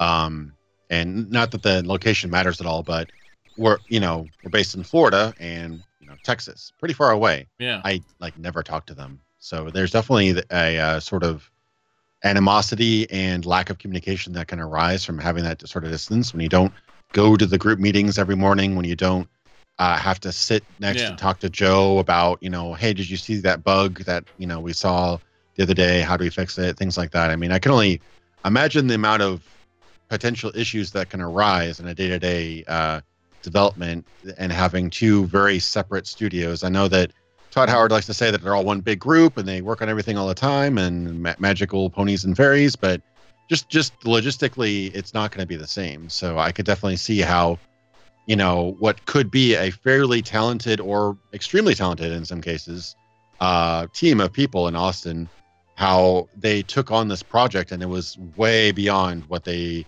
anticipated. Turning this into a functioning online game could be a monstrous amount of work. And have you played Mass Effect Andromeda? Yeah, I didn't beat it. It's the only one I didn't beat, but I played quite a bit of it. Yeah. You know the rover? Every other vehicle that studio has made has been garbage. You know why the rover is all right? Why's that? Need for Speed people made it. They outsourced the rover entirely. Wow, that's amazing. That reminds me of when they hired like a former Destiny staff for Fallout 4 to make the gunplay not suck. It's like, can you make this? Was it Destiny not bad? Or was it Halo? Well, but ex-Bungie guys. I think the guy worked on Destiny. Okay. But yeah, they definitely said that they worked on. I remember hearing that they worked on the gunplay and such. It's and it's noticeable. I mean, the gunplay in Fallout 4 is significantly better than 3, but yeah, I mean, that's the thing. Like, they're a multi-billion-dollar company. If they need somebody to help them out to like redo their engine, or actually make a proper multiplayer component, or any of this stuff, they have the resources for it. It's completely up to not wanting to spend the money, or not wanting to bother with the effort, or just being so neglectful to not see the problem in the first place, which I don't see how you could not see what Fallout 76 was at launch. I think that I like, the more I hear about this, the more I'm convinced that someone was on the chopping block, or some group was on the chopping block if they didn't produce profit. Yeah. And I think that that's what the Atom store has been all about. The Atom marketplace in Fallout 76, as soon as it launched, was like, this is underwhelming. There's practically nothing here. Like, why is there practically nothing here? We found out that there's a rotation of items that go through. 2 days left on this outfit. It's on sale, and they ended up removing the on sale part, by the way, because it turns out if it's not available any other time, you can't say it's on sale, But yeah, they repurposed stuff from Fallout 4. Instead of finding it in the game world, you buy it on the Atom marketplace. Yeah, some entire costumes like the postman or something like that was completely lifted. This is just one example. I think I just remember reading about that because somebody tweeted about it, how, and we'll get into one of the other controversies, where people who bought the $200 collector's edition were as advertised on like plenty of stores like Best Buy and all these other sites. You saw a big canvas bag with the the symbol 76 and everything on there, and they got this really cheap vinyl bag. Yep. And it was false advertising and all that other stuff. Let me explain something. You can get vinyl bags of that quality, not with the Brotherhood of Steel logo, obviously. So don't think I'm creating a one-to-one equivalency. But the bag, like the quality of the bag is something you could get at the grocery store for 50 cents. What they delivered.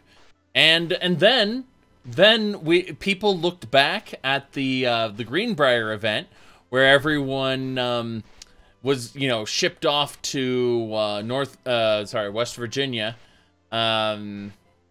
free of charge, so that they could get to play 3 hours of Fallout 76. Remember that? Like, they were put up in 5-star accommodations.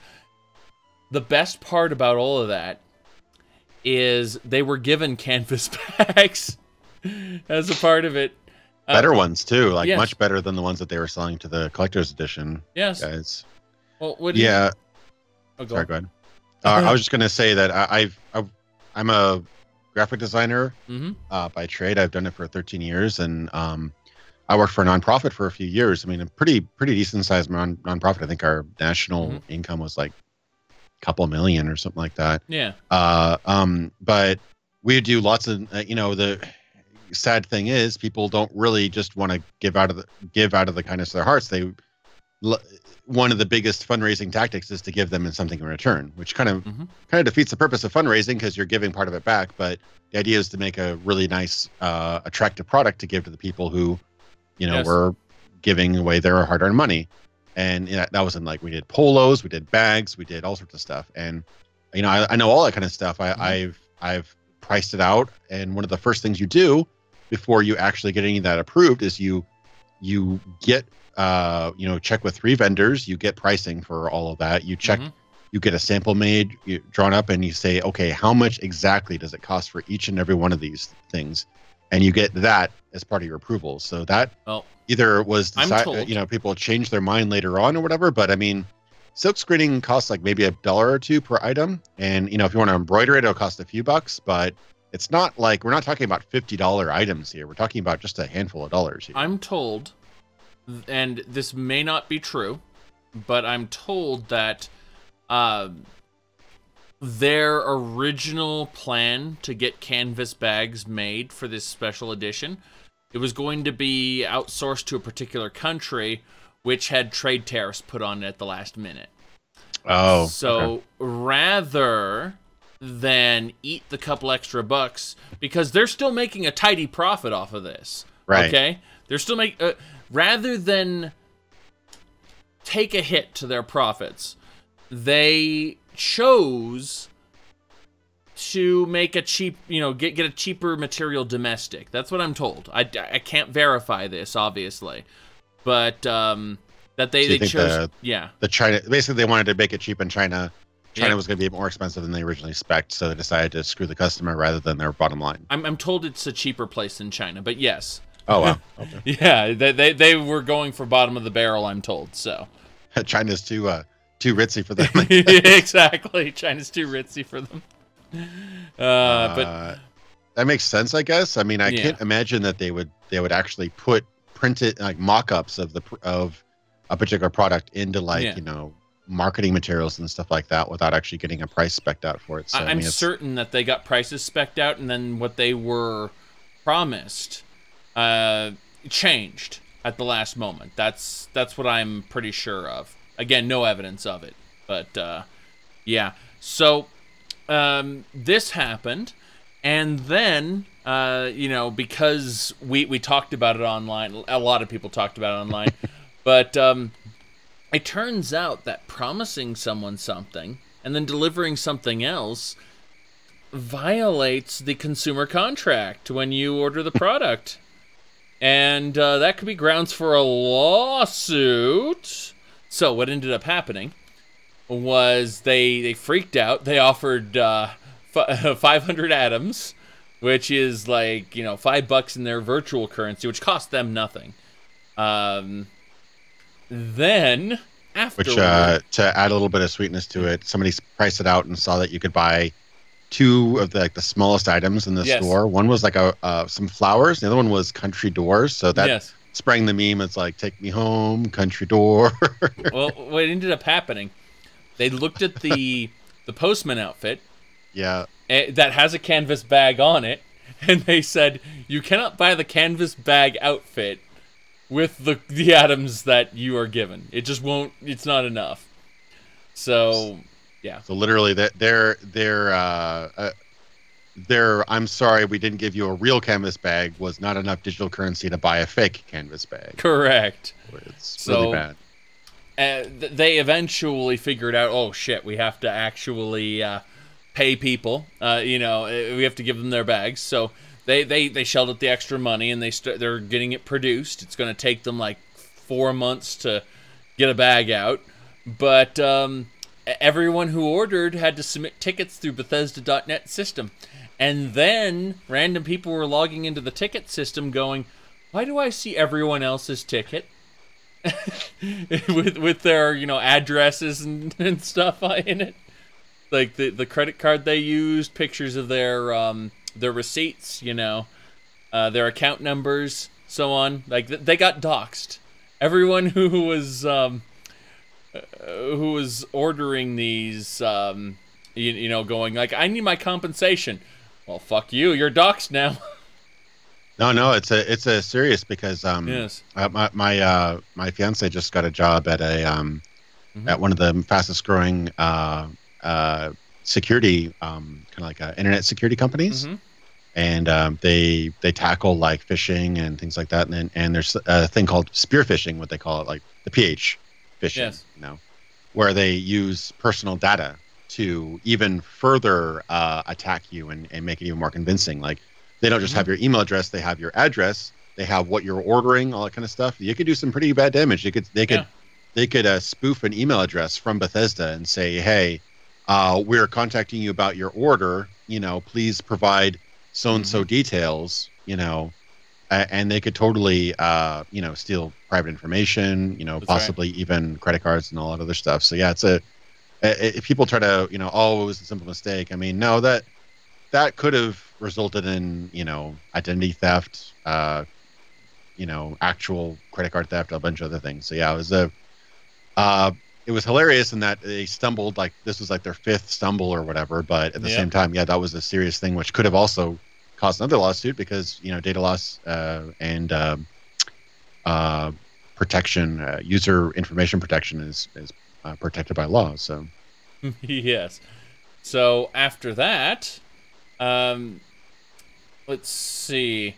I'm trying to think of all the amazing things that were going on. Obviously, there are people who are being banned from the game for having said mean things online because, their politics are serious business.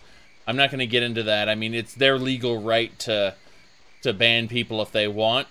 It's just the case of it's another argument against the always online model. Yeah. If you don't want to be banned from their servers, well, maybe always online games aren't for you, What do you think? It is a really weird idea that you can pay for a product and then somebody can say, oh, I don't like you or what you say, so you can't use your product anymore. That is a really weird thing, and I think that laws haven't quite caught up to that. Like, imagine it if, a really bad person went out and bought, a Marvel movie like the Avengers, 5,000 or something like that. And, they looked at his tweets and found out that person is like, kind of a bad person, says some bad things on the internet or whatever.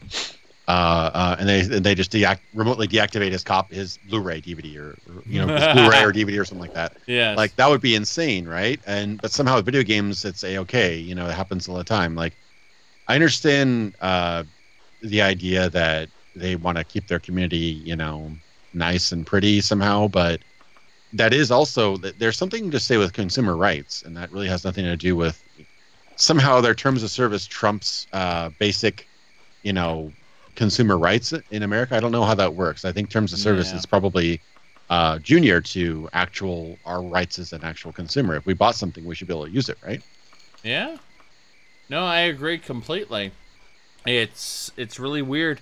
That said, there has to be a division between obviously owning software and licensing software because, we might produce software where you own a license to it. The thing is that if you own it, you have the right to reproduce it. You have the right to sell it. Right. And then those rights would completely destroy all software manufacturers, basically. So you can't own your software. You have to own a license. There needs to be protections under the law for license holders. That's what needs to happen. And that's specifically how Steam sells everything on the Steam platform. Is you don't own your Steam games. You just license them legally. So yes. They could revoke those, and that's completely legal as far as our current archaic laws are concerned. And wasn't there something about Bethesda actually trying to prevent the reselling of their games too? That was another thing, completely separate from Fallout 76, but I remember reading an article about that. Okay, so Bethesda, or should I say ZeniMax's lawyers were like, you've listed your game as new. If you list your game as new, then it doesn't come with our personal warranty. It doesn't come with our personal guarantee that it's going to have everything, original. We can't take responsibility for this sale. Therefore, it cannot be listed as new. That's what they said. Even if it's a sealed copy. Even if it's a sealed copy, yes. Because it doesn't come from us or one of our authorized retailers. We can't allow you to sell it as new. Even though likely if he were, and I say likely because this does not constitute legal advice, everyone watching, but if he were to take them to court, he were able to outlast their legion of lawyers, he would probably win. Because the right to resell is an affirmed right. Reminds me of those days. I always was curious about that. Remember, like, did you ever do consoles back in the day? Ever? Like Genesis or anything like that? You did Genesis. I played the Atari, but I own an NES, Super NES, Sega Genesis, Nintendo 64, and PlayStation 1 and 2. Those are what I currently own.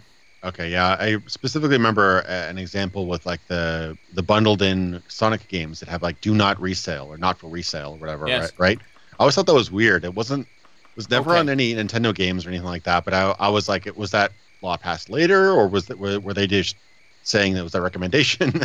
All right, so the way this works is originally they read this as a legally binding statement. You cannot resell it. But because Disney went and sued people over it, and then some other people were like, I believe it was Redbox. Redbox was like, hey, we can resell these, we can rent them, we can do whatever we want with them. And so Redbox had the lawyers, and it went back and forth, and it turns out this advisory statement, that's what this is. This is an advisory statement that says, hey, consumer, you might be buying something that wasn't intended to be resold.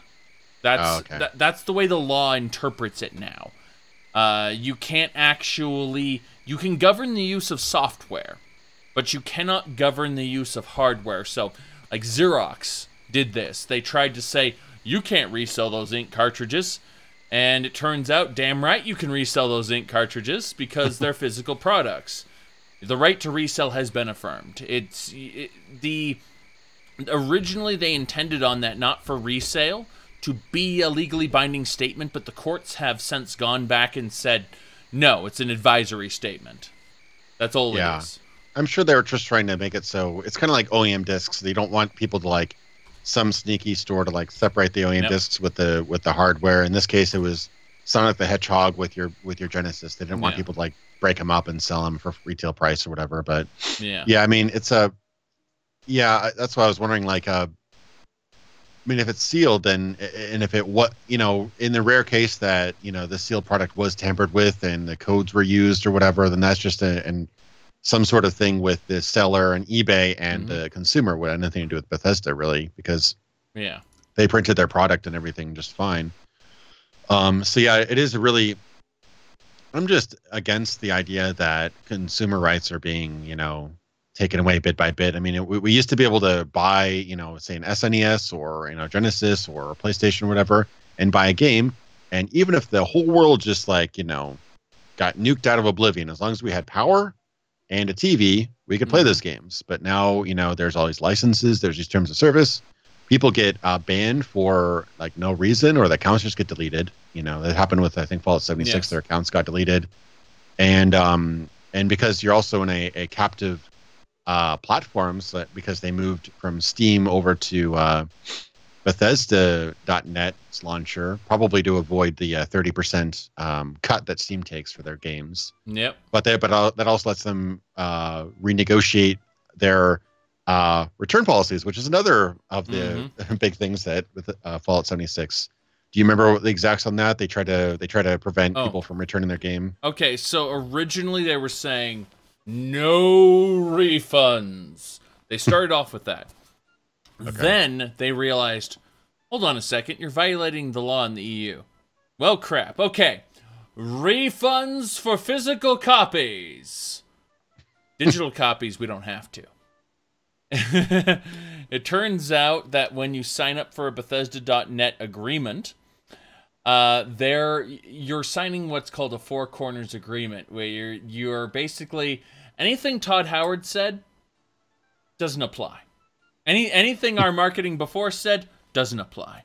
You're only agreeing to the things in this agreement, which is basically you get access to what we say you get access to, and we can take it away at any time. It's like, wow.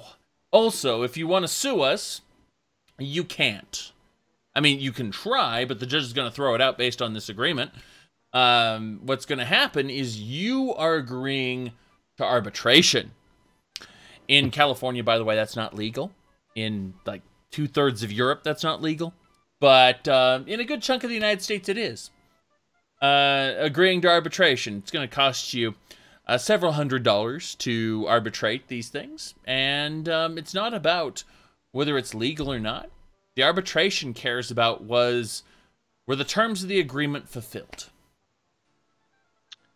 Yeah, that's pretty sketchy. I gotta say, I had a point about that. Oh yeah, remember like commercials, like drug commercials or toy commercials, where like after they make all these statements, like it can help with so and so. If it's a drug or with a toy, it's like it shows this kid like shooting things and they explode, and it's like, and they have a label at the bottom that says like, this toy can't actually do this, or for demonstration purposes only, or not actual, do not try this at home or whatever. Void where prohibited. I'm just thinking about that, like the 15 lines of disclaimers they do at the end of every commercial. Yeah, so I'm just thinking that they just need to do that for every Todd Howard speech. Just have a line under like, this does not represent reality or what's going to actually be in the game. 200 quests. Not actual description of actual gameplay features. Yeah. So someone says the term said Bethesda would pay for the arbitration. Really? That is very interesting, and I think that's to get around some states' laws about that. But yeah, that is very interesting. You said some arbitrators seem overall pro-company and don't work class action. Of course they don't. You can't do a class action suit because you already agreed not to do a class action lawsuit as a part of the Four Corners Agreement. You did mention that one of ZeniMax's people, the CEO, was a former lawyer, right? Oh yeah, he's a lifelong lawyer as far as I know. Yeah, that's Robert Altman. He was, I think he started out as a CEO. It was weird because I don't know exactly what the agreement was, but Christopher, God, mind went blank. Bethesda founder Christopher. Mm-hmm. I completely drew a blank there. Yeah, well, I do remember that the Bethesda founder, after the ZeniMax acquisition, was driven out of his own company, and he had to sue them for what is it called? Shoot. When you're let go of a company and you want to get your not pension, what is it called? I'm blanking on the word. Severance, thank you. Severance pay. Yes, he had to sue for his severance pay. Yeah, he sued him multiple times. Basically, Christopher Weaver, who founded Bethesda from the ground up, he ran the whole show from the ground up and was the executive producer of every game up until Morrowind. Okay.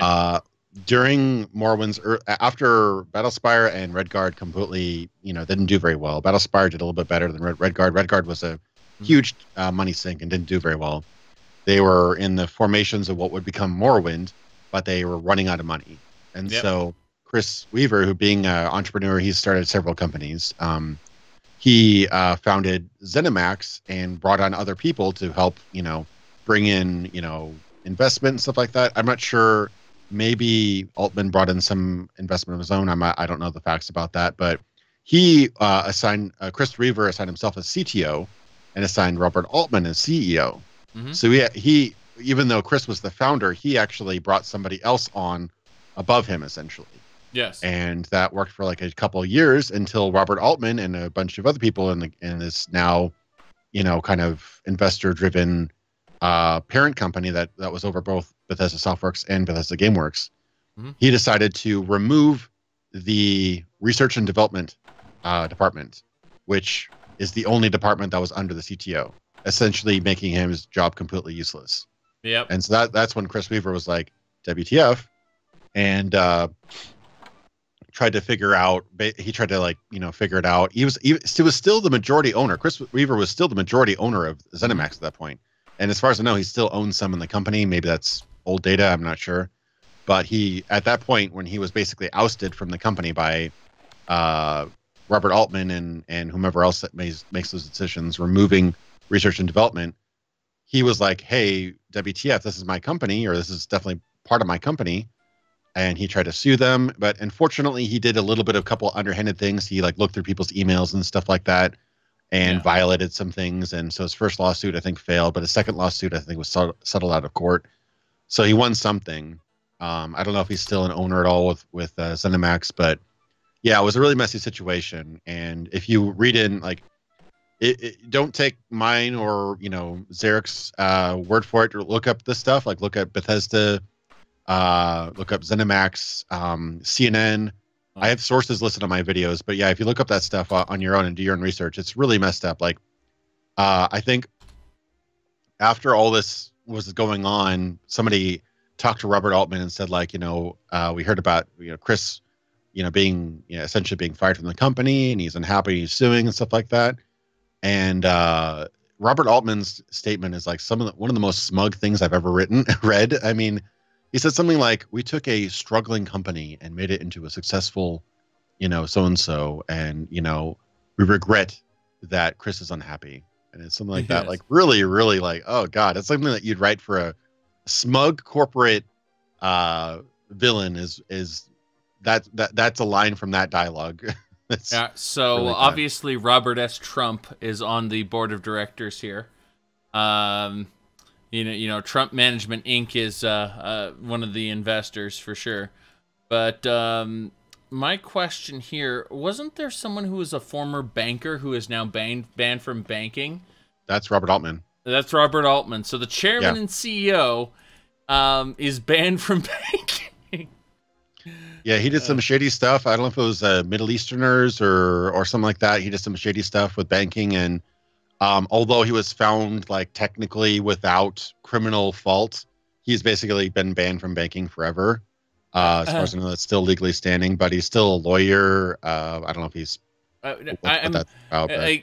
Whenever you see that, whenever you see something along the lines of, you know, found no criminal fault, but we're going to take corrective action anyway. What that really means, and, you know, what it really means, allegedly, to protect myself, allegedly, is that you have too much money, so you bought off the right people, but you're still totally guilty. Yeah. That's what it allegedly means. Yeah, it seemed like the worst thing they could do without actually, like, yeah, I don't know. It seems like if he did nothing wrong, then he should have been punished. So obviously he did something wrong, but exactly. Yeah, if he did nothing wrong, he shouldn't have been punished. I agree completely. Like, but yeah, I mean, it also shows you it definitely paints a picture of why ZeniMax is so litigious as well. I mean, they've sued pretty much everyone under the sun. I think the only company I know that's even more litigious than them is maybe like Sky TV in England. They sue everybody. Like, you know, No Man's Sky was sued by them, but I mean, they tried to sue Mojang for their game called Scrolls. Yes, which is like a common word and wasn't even. There's an issue with that. We've, like, how do I put this? Trademark law isn't the same as copyright law. You have to defend your trademark, or you can lose it. And it's, people go, well, you gotta protect your intellectual property, or could you lose it? No, that's not how copyrights work. You can choose who gets to use your copyright and who doesn't. Your trademark, on the other hand, the moment it gets used by multiple parties without contest, it is deemed generic. Now, there's a term called genericide, because it is literally the death of the trademark by way of it becoming generic, like Kleenex. You know, it should be tissue paper, right? But it turns out Kleenex was used for non-Kleenex brand tissue paper, to the point where it was genericided. They can no longer enforce that trademark. Like Band-Aids and stuff. I don't know if that has been technically done that, but Band-Aid was like a common synonym with any small bandage. And I mean, Google is probably on the verge of that too, because how many times do we use Google as a verb? You know, like that's got to be kind of. I'm gonna type in Adobe Protect trademark. Oh, Photoshop is a verb. Yeah. So yes. What I was actually going to do was talk about Adobe, because if we go over, and I'm going to pull this up right now, you can see that trademarks are not verbs. Correct. The image was enhanced using Adobe Photoshop software. Incorrect. The image was photoshopped. It said trademarks are not nouns. Correct. The image pokes fun at the senator. Incorrect. The Photoshop pokes fun at the senator. See, they're scared. They are desperately afraid that this is going, like, people are going to say, oh, it's photoshopped, you know? Like, when people start using GIMP and other, you know, online programs and say it's been photoshopped, that's the end. Yeah, and then you could say that it's a photoshopping program. Yes. You could literally say that. And that's like scares them to death, because then Photoshop no longer becomes a you know, valuable brand that they could stick something and charge you $600 a year for. Exactly. They're afraid, and that's the thing. Here we go. This is when parents were remember that your average mom didn't understand this kind of thing. So this image says there's no such thing as a Nintendo. There's the Nintendo Entertainment System. There's Nintendo Game Software. There's Nintendo Power Magazine. But there's no such thing as a Nintendo. You see, Nintendo is an adjective, not a noun. It's like, oh wow, they're contradicting Photoshop there. I'm excited. but yeah, it's a registered trademark, identifies our high quality products and markets. So please use our trademark carefully, and never use it generically to describe all video game products. We thank you. Mario thanks you. This is, I'm guessing, printed out for game stores and Toys R Us and things like that, yeah, right? Exactly. That's hilarious. They were afraid that it was going to be the Nintendo, you know, like we're going to talk about like that PlayStation over there. Yeah, that's the Nintendo, you know. The problem is there was a period of time where parents were like, go turn off the Nintendo. I want to watch TV, you know, and they'd be using the Sega Genesis or whatever. Yeah. And so, you know, it was getting kind of scary for them too. My point with all this is, like, rooting back to ZeniMax. It's like every time one of their trademarks, like Scrolls, for instance, the Elder Scrolls, they have to protect it. Now, they actually did their due diligence when they lost. You know, they like, Scrolls still existed. And they were able to then have said, okay, well, we protected our trademark, right? And they're like, yeah, you did. Don't worry about it. Elder Scrolls is fine. But if they had not taken any action, that's when they could potentially get into trouble. So it's annoying. It's almost reprehensible from a moral standpoint, where you're attacking your fans. But from a legal standpoint, they had to do it. You know, there are cases where they don't have to do it. Lots of cases where they don't have to do it. But yeah, I don't know if Scrolls was necessarily the right case to attack. Like, you know, it's just one word, one common word out of a 3-word trademark. I mean, it's kind of like Sky TV, just like attacking something completely unrelated. But I guess they have so many different products they want to just be, and they probably have a ridiculous legal budget that they just wanted to spend, you know, by the end of the year anyway. So it probably went after No Man's Sky. Yeah, maybe they have the lawyers on retainers anyway. So yeah, it's like they're paying them one way or the other. Yeah, and that's probably why we get so many lawsuits, honestly, because there's just money to be spent and lawyers have to do work, whether there is work to be done or not. But yeah, I mean, that was just one example. But yeah, this is a lot of legal history, and I mean, they sued Facebook over Oculus as well. I think they won a lot of money off of that too. They did win a lot of money. You see, the problem with Oculus is that Carmack went away, like left with proprietary information, which they built their stuff off of. That's the problem. I don't think Carmack would have been stupid enough to copy code over it, but maybe he just was so machine-like in his coding that he basically replicated the same information. It doesn't matter whether you replicate the same code. Like they can pull it. When they trace it back, the roots of the tree go back to id. That's the problem. Is he didn't create something brand new. It was derivative in his thinking. Yeah. And you think, okay, well, does that mean he can never make a new product at all with that same thing? I can't tell you. It comes up to convincing the judge.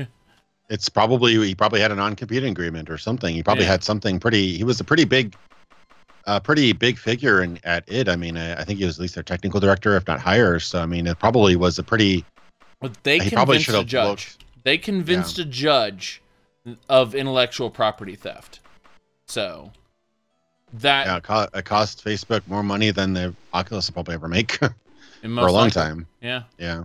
Well, the Oculus, I've got to say, it's funny because the Oculus started making more money after they went and stopped. Originally, they were like, you can only use Oculus games on the Oculus, and you can't, you know, like, we're going to segregate the crap out of this. It's going to be our own private platform.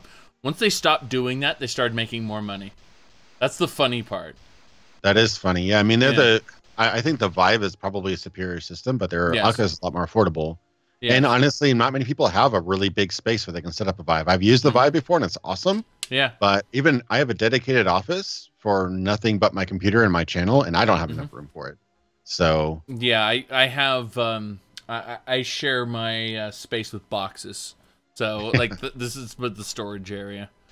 So yeah, it's once they figure out a way to make it really portable, they've got an attachment for portability and stuff. I think VR definitely has a future. It just, damn, it's just it needs so much of it needs so much more adoption than it's currently getting to get to where it needs to be to get enough adoption that it needs. So it's like a kind of a vicious circle that way. Like the technology. What's that? My issue with VR, number one, is I wear glasses. They interfere with the VR. If I take them off, then I do not have the proper sight to be able to use the VR. If I wear it, then, you know, it's crushing up against my face. It doesn't work. So, yeah, I'm not going to put on contacts every time I want to use... I want to use, you know, a VR system. Oh, funny story. Just so you can... this one guy lived in Nevada. There, or should I say Arizona? Sorry, the northwestern corner of Arizona. But they're scorpions, okay? So the scorpions are attracted to warm things. The Vive is always on, always warm. Oh, okay. So the scorpion climbed in, and the guy didn't look inside; he just put it on, and yeah, he was rushed to the hospital. Oh God. Yeah, so that's like a horror story. But VR is something that I can't use right now. I can't enjoy right now, and even if I had the space for it, I don't think I would use it because the kind of live streams I want to do while I'm playing games, like the people in the audience wouldn't be wearing VR headsets. How the hell do you express that? Do you show them a still screen with, oh look, woo? I know it looks awkward when I watch other people play VR. I think it's dumb. Okay, that's the way I perceive it. And whilst definitely not easy to stream for sure. Yeah, whilst I do a lot of dumb things and I say a lot of dumb things intentionally, I might add, VR is not one of them for now.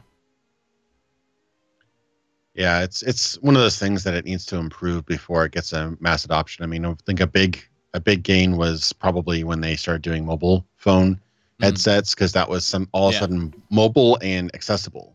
People didn't have to hook it up to like a $2,000 computer. Yes. People could just get a basic experience, and some of them were pretty cool. I played a couple of those on as a portable headset, but it wasn't.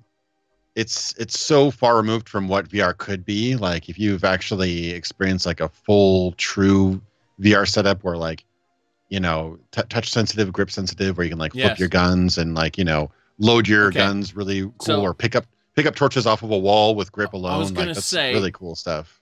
There's an escape room, and I cannot remember what it was called, but you have these wires hanging down from the ceiling on little wheels, where you can walk around the room with your VR set on. The other players in the game are represented, where the VR headsets are, so you can see them in the game. It's like, I wonder if I grab this, I see a weapon rack here, I want to grab a gun. They have a plastic gun, which has a sensor in it, so you know where it's being pointed and everything. And it's like, oh my god, the perfect marriage of, tactile sensation with VR. That's awesome. It was amazing, and definitely worth the pain, but I do not remember what it was called. It was a Star Wars-based game, though. Oh, that's cool. Yeah, it was a lot of fun. And there are other ones that are, you wear like you're in a treadmill and everything. And it's a 360-degree treadmill, so you can go in any direction you want. I've seen Skyrim played on one of those. It's amazing.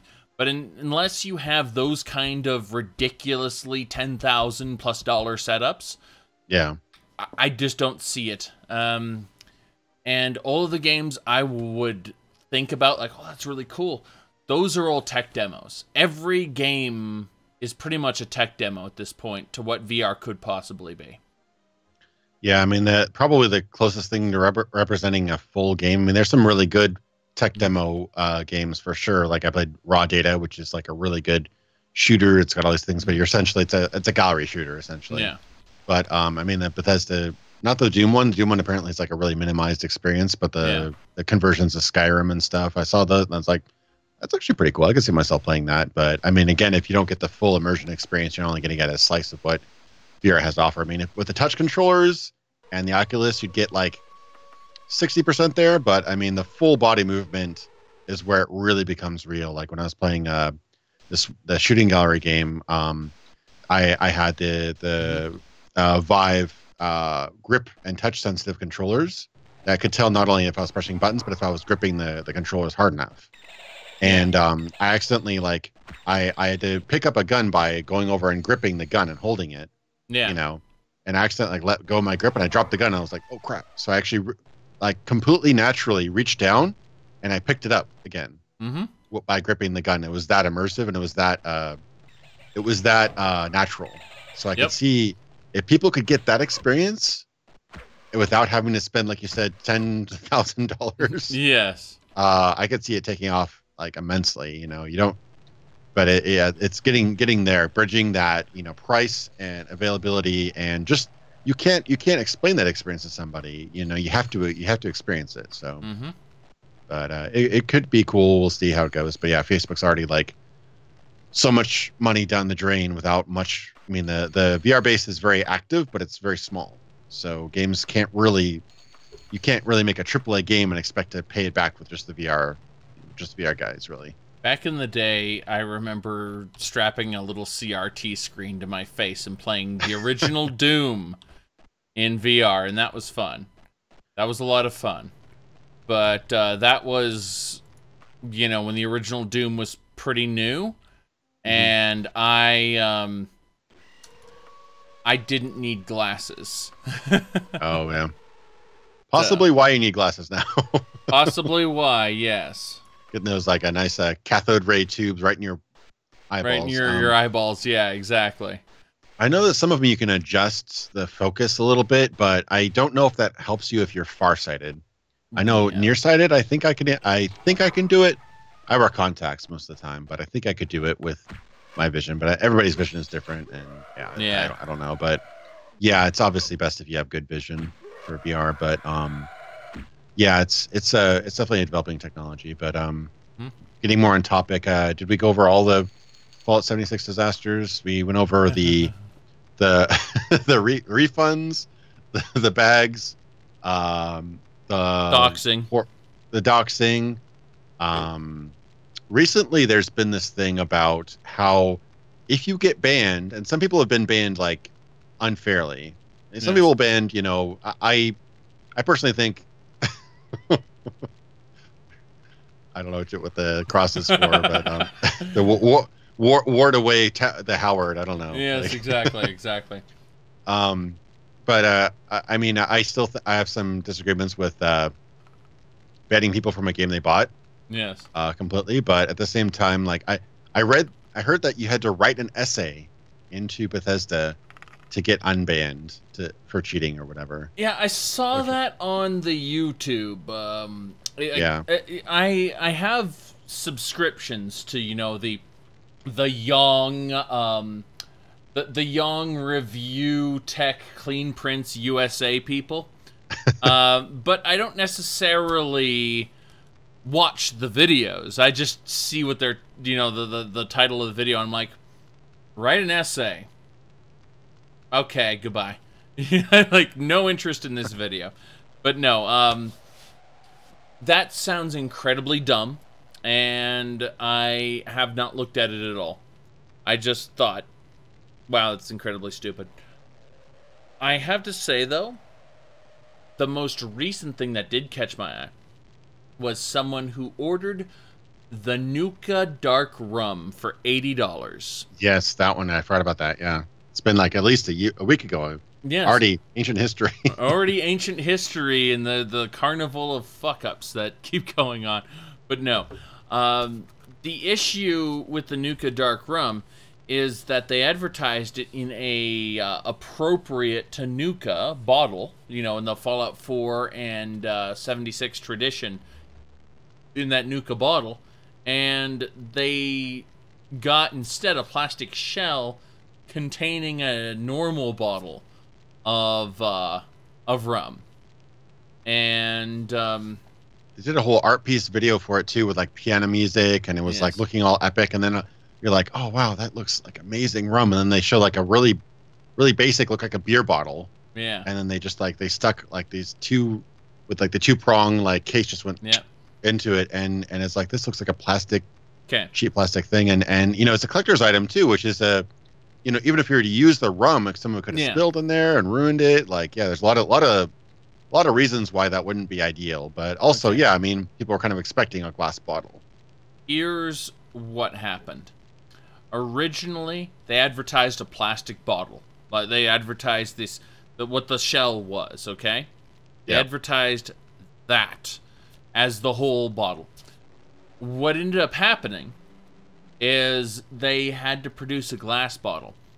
My guess, based on my limited understanding of how rum works, is what they did is they went, the marketing team said,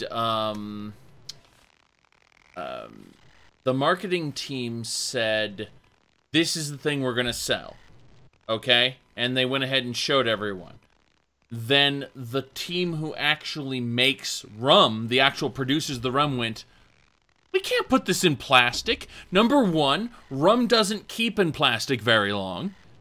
Number two, there is a transfer between the plastic and the rum. Okay? The rum will be contaminated by the plastic. That's number two. So you look at this and they're like, we can't do this. And so the people who are marketing were like, well, crap, what do we do? And so that explains the 2-week delay before anyone, you know, got back to the guy, you know, the guy who ordered it. And, yeah, it's just that, remember, plastic lets air and light through. Glass is almost entirely solid. Nothing passes through the glass. So that's the thing, is there is transference going on. And yeah, I'm almost certain the people who made the rum were like, we can't do this. What are you talking about? But the marketing people already got pre-orders. Yeah, that's the problem. I heard that even like it was delayed as well because and this is one of my favorite quotes here. "Quote unquote, according this product was not up to Fallout standards." Yes. Up to Fallout standards. Yeah, at this point, if that means anything. It was delayed a month as well because they were redoing it. Probably when they realized they couldn't make what they sold. Yes. They had to scramble and figure that out. But it just shows the disconnect. Like, was Fallout 76 just like, was it invented right before E3 or something? Like, how long did they have to figure this stuff out? Like, that's what I'm wondering. Like, you think that like game development takes years? So it's weird to think that. I guarantee you that the prototyping for Fallout 76 occurred during the production of Fallout 4. Oh, okay. But that's the prototyping. I'm almost certain that no actual work occurred until later. But I guarantee you, like, based on what I've heard and who I've talked to, one person whom I can't name, that prototyping began during Fallout 4's production. I'm sure they probably wanted to put multiplayer into Fallout 4. They've been wanting to put multiplayer into every single game they've been working on. I mean, they even tried to do it with Morrowind. They tried to do it with Daggerfall. Like, you know, it's been a constant thing. Like, this time it's gonna have multiplayer, but they drop it. Remember that there was an obscure call or interview with Todd Howard talking about like multiplayer arena combat and Oblivion. Like, it's been almost every single game that's been hinted at, or they're working on it, but it always gets dropped at the last minute. Battlespire multiplayer deathmatch. It's real, by the way. At least it well, it didn't work, but at least it was in the game at least. Yes. You have to do a few changes to you have to mod the game a bit to make the multiplayer actually function. But yeah, I got it to work way back in the day for a little bit, but it was cool. But everything they dropped to make that possible, I didn't agree with. But I mean, but yeah, it was my guess is that there was probably some sort of prototyping, like you said, in Fallout 4. But I don't think that any work was done on 76 until after the DLC for 4 was done, which would have been 2016. So literally, I according to our guesstimation and your sources, which I'm sure are probably, you know, valid or whatever, I'm guessing that this game was thrown together between a couple studios in less than 2 years. Yes. I'm almost certain that other than the prototyping phase, you know, when they actually got to it, let's see, yeah, I mean, like Bethesda Game Studios, I'm almost certain in Maryland, worked on the actual level design and then threw it over to Austin. And Austin were the people who were supposed to have built it, you know, and, well, we saw what happened there. Yeah, I mean, there's some beautiful environments in 76. I was watching, I think, Camelworks video or one of the other guys. They showed some really good, you know, an ultra on max settings, but you must have like 4 280 Titans or something like that to run that on ultra. But Steambub said it right here. Don't forget the ultra widescreen update. The devs just edited the ini file. Right. It stretched the UI. Oh yeah, well there's all those exploits too. There was the exploit during the beta. I don't know if they fixed it the full game, where your frame rate was affecting logic to a point where people were looking down to like speed hack.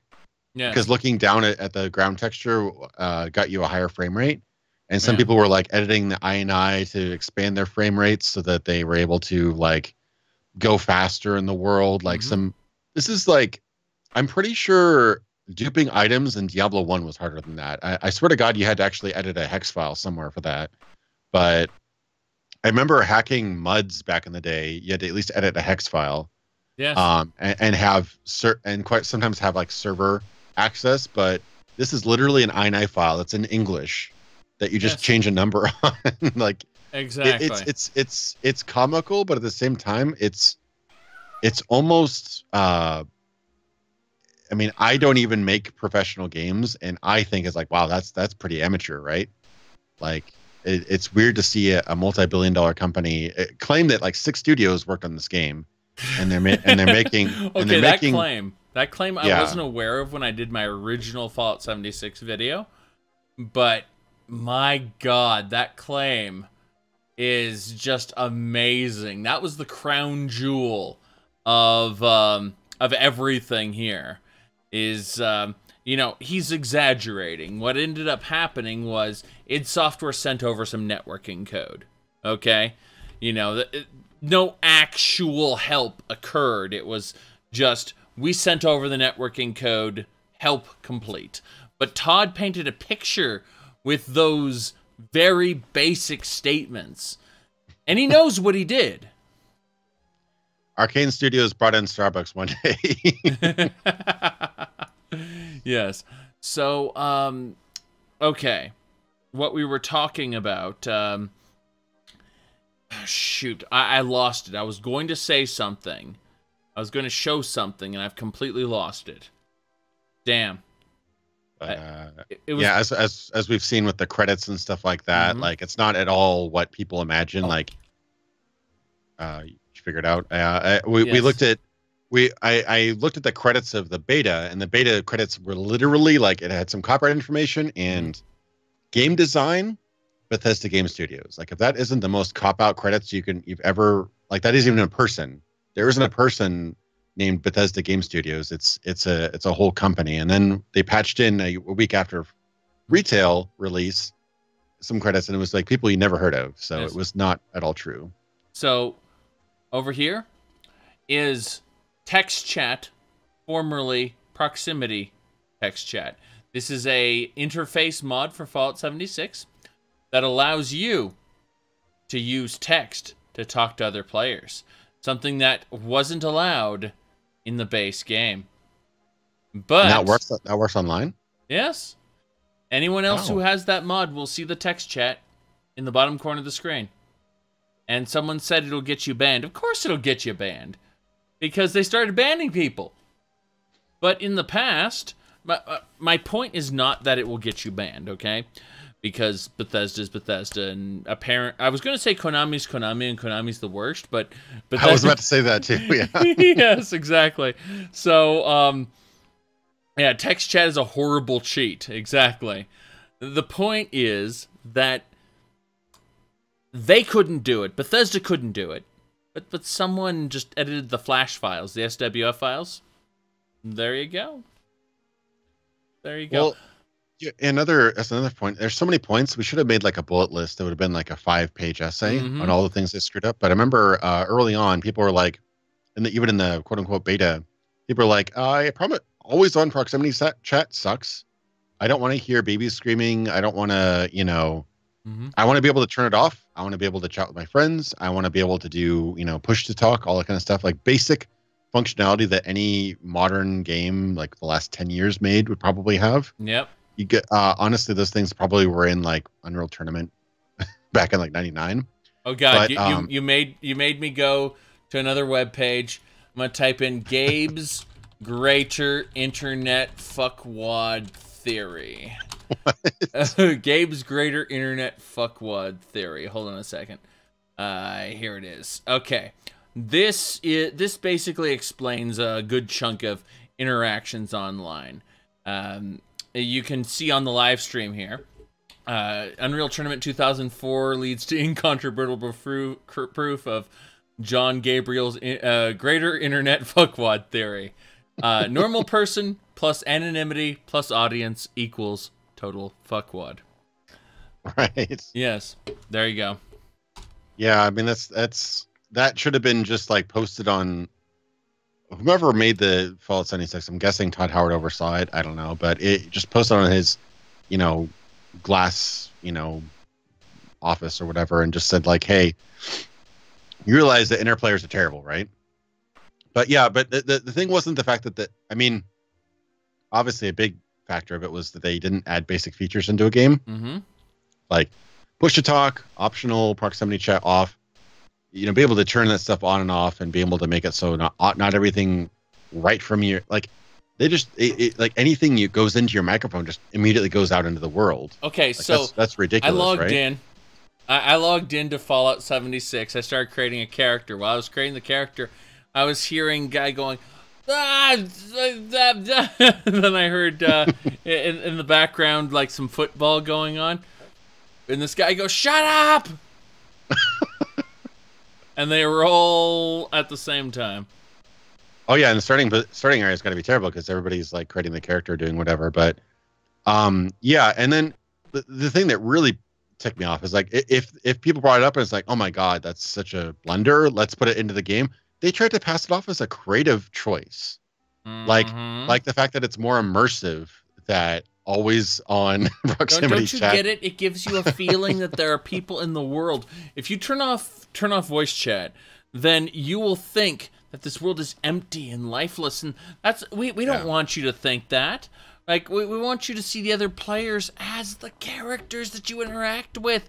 I am sad to say that you are ineligible to join the guild. Perhaps if you were to devote some time and effort into bettering yourself in at least one of the 6 magical sciences, we may reconsider. Holy crap. Remember when video games did that? I'm just thinking of joining the College of Winterhold as like this random guy who doesn't know any magic. You know, a guy with a 2-handed axe and some barbarian armor. Yeah, video gaming 2018. Yeah, yep. Remember the old days. Yeah, I don't know. Probably missed a couple controversies in there, but yeah, explaining away basic features as like creative choices and stuff like that, like that's not even like an accessibility choice. That's just a like functionality choice. It's like rebinding your keys, which they also screwed up. Yes. And instead of like there was one key that wouldn't rebind or whatever, and so instead of fixing that problem, they just took away the ability to rebind it. Like, yes, like if given 2 paths, it's like, here's the right path and here's the slightly easier sloppy path. They always choose the sloppy path. Are you aware of the concept of technical debt? Yes, I've heard the term again, but maybe you should explain it for me and the audience. All right, so when you make decisions like that, where there's something like there's an easier choice that you know, you don't have to worry about too much. You're just gonna fix this little, like, throw a band-aid over it. Yep. You're accruing debt in the sense that needs to be paid off later in order to shore up the foundation for future updates. Like, whenever you say, oh, that's good enough, what really needs to happen is your renderer needs to be updated completely, okay? Like, Gamebryo's core, which is the renderer, like, we've attached a bunch of gameplay systems to that. Those gameplay systems are fine, but the renderer is out of date, let's just say. Like, we're using a fictional concept, an idea. Let's say that the renderer is out of date, and we need to update that. Instead of going in and refactoring huge portions of code, spending, you know, about $20,000, $30,000 to get this done, what we're going to do instead is we're going to staple on a new lighting system. And we know that, like, the distant terrain isn't really working out, so we're going to add a blur filter so that you can't see that distant terrain as well. Yeah. And it's going to be fixed, right? So that's what's going on, is Bethesda has accrued this massive amount of technical debt to where it's going to cost them tens of thousands of dollars in man-hours to fix what they should have fixed years ago. That's the problem. Yeah, and in a lot of ways, they kind of based their entire business model around this massive tool set, engine, experience, whatever you want to call it, whatever you call their engine, the creation engine, whatever the conglomeration of old engine and hardware and tools and stuff like that, they call it. They've modeled their entire business and workflow around that. So you not only have this gigantic, like you said, technical debt of fixing all that, but if you were to actually replace it with something that probably would work much better and would be much more modern, you know, allow for different, you know, not just up and down terrain, but like, you know, extruding terrain in different axes, you know, less, I think there's a paging issue in the engine as well. There's all these different other problems. And if they ever want to actually do vehicles, they're going to have to completely, like, you know, I've seen some Gamebryo engines that use vehicles, but whenever you see like somebody mod vehicles into like Fallout, it looks terrible and just works awfully. I think motion tracking or something like that has something to do with it. But all these kind of things that need to be fixed. If they actually replace all that, they might have to retrain their staff on this new system because they're so accustomed to the easiness and like Todd Howard actually goes out and say that like we can create a lot of content quickly and easily. Yes. And we're getting to a world where like a lot of developers can create games quickly and relatively easy rather than, you know, before we had to code an assembly or create your own engine or whatever. So they're going to quickly find themselves outpaced by developers who actually go through and do the, you know, go through and have the, you know, manpower and effort to actually do something right. Like they used to be ahead of the curve because they kind of got these tricks and it's like, oh man, we can make a giant world and, you know, cut these corners. But now no one was competing with them directly. Yeah. This has changed. Like we've got The Witcher 3 as an example of an open world game. I mean, before open world games weren't taking themselves seriously. It was like the Far Cry and the Just Cause and the Far Cry, Just Cause, and I'm missing the last one, but they were all in Saints Row. They were all wacky fun, you know? Like, even Grand Theft Auto, you know, is hilarious in comparison.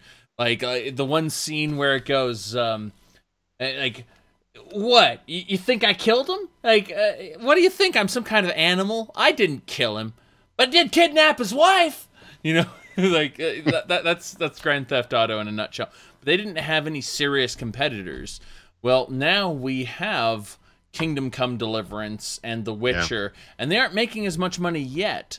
But if they make a sequel where they say to, you know, everyone, this is bigger and better than the last one. It's incredible by comparison. And we're, you know, you get someone who says, by the makers of classic Fallout and New Vegas. I'm just saying, like, you might have some competition there. Oh, did you see Chris Avellone? You know Chris Avellone, right? Yeah. He's RPG, you know, writer, director of Fallout 2. He created Alpha Protocol. He did all the DLC and much of the background lore for New Vegas, stuff like that. Yeah, he's no longer with Obsidian. He was a consultant for New Vegas, main content, so he wasn't credited for most of his work, but he was credited properly for the DLCs. I remember that much. Yeah, he was the lead designer of the DLCs. He probably is most influential of New Vegas is that New Vegas was such a quick turnaround that they basically reused a lot of his lore and content from the canceled Van Buren project. They didn't use all of it. Yeah. You know, Van Buren was more, you know, Denver and the Hoover Dam and like all this other stuff, and you know, set many years before. But reused a lot of that stuff. So his influence is definitely felt in that game. But he was primarily a designer of the DLC. But really good writer. One of them, you know, also did Divinity: Original Sin, writing and Prey as well, randomly. Yeah. But he's no longer with Obsidian due to like a lot of kind of BS and, you know, problems with Obsidian had management problems. Yeah, and yeah, hopefully those are resolved, but I have a feeling that the management problems are still there. Well, it's a case of they'll either produce or Microsoft will bury them. It's one of the two. We'll see. They'll either I have a feeling it'll be another Lionhead. They'll probably make a couple of really good games and then they'll die, which is too bad, but I mean it's at least they'll hopefully get a few years out of it. But yeah, it's his comment was great. It's like, could you imagine the size of the cojones you'd have to do to write from the creators of Fallout on your teaser intro, your teaser trailer? Yeah, like that was pretty awesome. I thought that was pretty. I agree. I mean, it was a direct challenge, whether they saw it as that or not. You know, it's basically saying, hey, there's competition in town. Now, they'll probably end up making a game that is very different to New Vegas, probably much more linear, you know? Yeah. It won't use any of Bethesda's tech at all, but I'm willing to bet it'll be an enjoyable game. So, we'll see. Yeah, I know. I'm sure it'll be good. I got more of a Bloodlines vibe out of it, in that it's more of a hub-based world, maybe with some open areas, but yeah, I didn't get the idea that they didn't necessarily show off like big, expansive, planes or whatever. I got the idea that it was going to be a bit more contained, which I mean, I like both those types of games, so I'm done with that. And I think that, I mean, they signed on with, I forget the name of it, something Division, which is a subsidiary of 2K Games, and 2K Games have got more money than God, but this particular division is for like small to medium-sized indie games. So I don't get the idea that Outer Worlds is a huge budget game. I get the idea that it's probably maybe, I'm just pulling out of my hat, but I'm getting the idea it's maybe like 5-10 million. I don't get the idea that it's going to be like a Mass Effect budget of like 40 to 50 million dollars. Maybe I'm wrong, but it could be more than that. I'm completely guesstimating, but the idea is that this particular publisher is more for indie type games, which don't cost nearly as much money as, say, a Fallout game does. But I am definitely looking forward to Outer Worlds. I do keep on saying Outer Limits. I think it'll be pretty cool. I don't think it'll be people that are like kind of thinking it's going to be like a Starfield competitor. I don't think it'll be like, I don't even know if you'll be able to go out to outer space. Honestly, I see you like land your craft. Maybe there'll be a couple planets, maybe not. I don't know. We'll have to get more information about it. But I was really intrigued by the actual gameplay and the mechanics and like seeing. I saw intimidation as one of the dialogue options, which I was like, like more different skill checks, more different types of. That's one of my favorite things about Bloodlines was having multiple speech skills where you could actually, let me try to seduce this girl at the club, or intimidate this guard, or whatever. It had that multiple avenues of approach. So you'd say I'm looking forward to the Outer Worlds for sure, but we'll see. We'll see. It's a case of we won't know till it actually comes out. But yeah, that definitely is a challenge. So, is there anything this year that you thoroughly enjoyed, or anything that came out this year that you enjoyed personally? I avoid some of the biggest titles, unfortunately. I didn't get into God of War. I'm waiting for Red Dead Redemption 2 to come out on PC because it will. Okay. But some of the stuff that surprised me most was like the little stuff. Like there was this a surprising amount of Fallout style games coming out from indie developers, like half of them coming from Russia. Like there's Atom RPG, which is if you want the classic Fallout experience, that you can't go much worse than that, or much better than that. It really, really emulates, without actually, ripping off the franchise, it really emulates the classic Fallout style gameplay with like, turn-based combat, which may not be for you, but it has the same kind of feel. Interface is very, very much inspired by the original Fallout games, and it has like NPCs with like, skill checks and different ways to go about different quests. And like, what I loved, and it's hard to kind of put my my finger on this because you know how you don't recognize something that's gone over years until it all of a sudden comes back. One of the things that some of these RPG resurgence kind of games brought back is the idea of like miniature like playgrounds where like there's a lot of little NPCs that all interact with each other. Like one story I've shared, I think once on a podcast was my original exposure to Fallout, which was actually a demo to the very, very first Fallout game. Okay. And what they did is I think they took, I don't know if it wasn't Shady Sands. It was something else. Maybe it was Shady Sands. They took one of the cities of the actual game and kind of changed it and kind of carved it out as its own like one zone. It had a couple of zones, but it was like one contained walled city, basically. I've seen a lot of games that do that as far as like create a demo area to explore. Yeah. And it was probably one of the best demos I've ever played. It gave you the perfect. It showed like all it was like a small city, shack.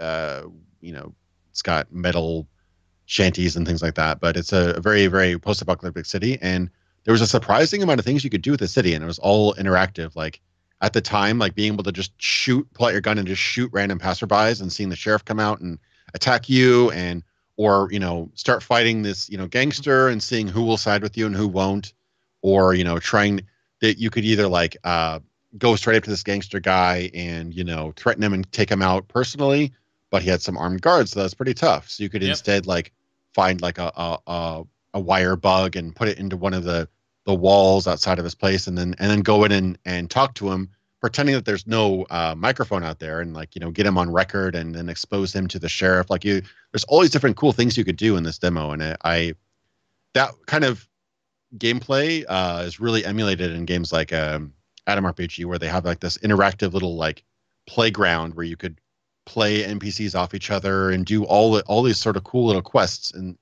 inside of a relatively small area. Like it wasn't just fetch quest; it was actually like really, they were like hidden things that you wouldn't necessarily find. They're hidden, NPCs and like little guy down by the river, and a lot of different activities condensed in even a small area. And I just kind of miss that kind of game design. It seems like we've kind of relied on the epic, hey, you go out into this dungeon and kill X and bring back Y kind of quest. And I find that kind of a little bit redundant if that's the only thing you got. Yeah, this definitely looks pretty classic Fallout. Have you ever played a game called Wasted? Mm-hmm. I've got to say, that game is hilarious. It's a first-person, for those of you who don't know, it's a first-person dungeon crawler. And it feels very Fallout. But yeah, it does. They throw comedy in there, like instead of bottle caps, you use toilet paper as your go-to currency. And instead of the Brotherhood of Steel, you have the SOBs who come in after you. And when you go into a vault, or it's known as a cooler, because deep down in the depths of the cooler, you can find a couple irradiated booze bottles. And you drink that, and then you get a hangover, which is a permanent buff to your character. It's pretty hilarious.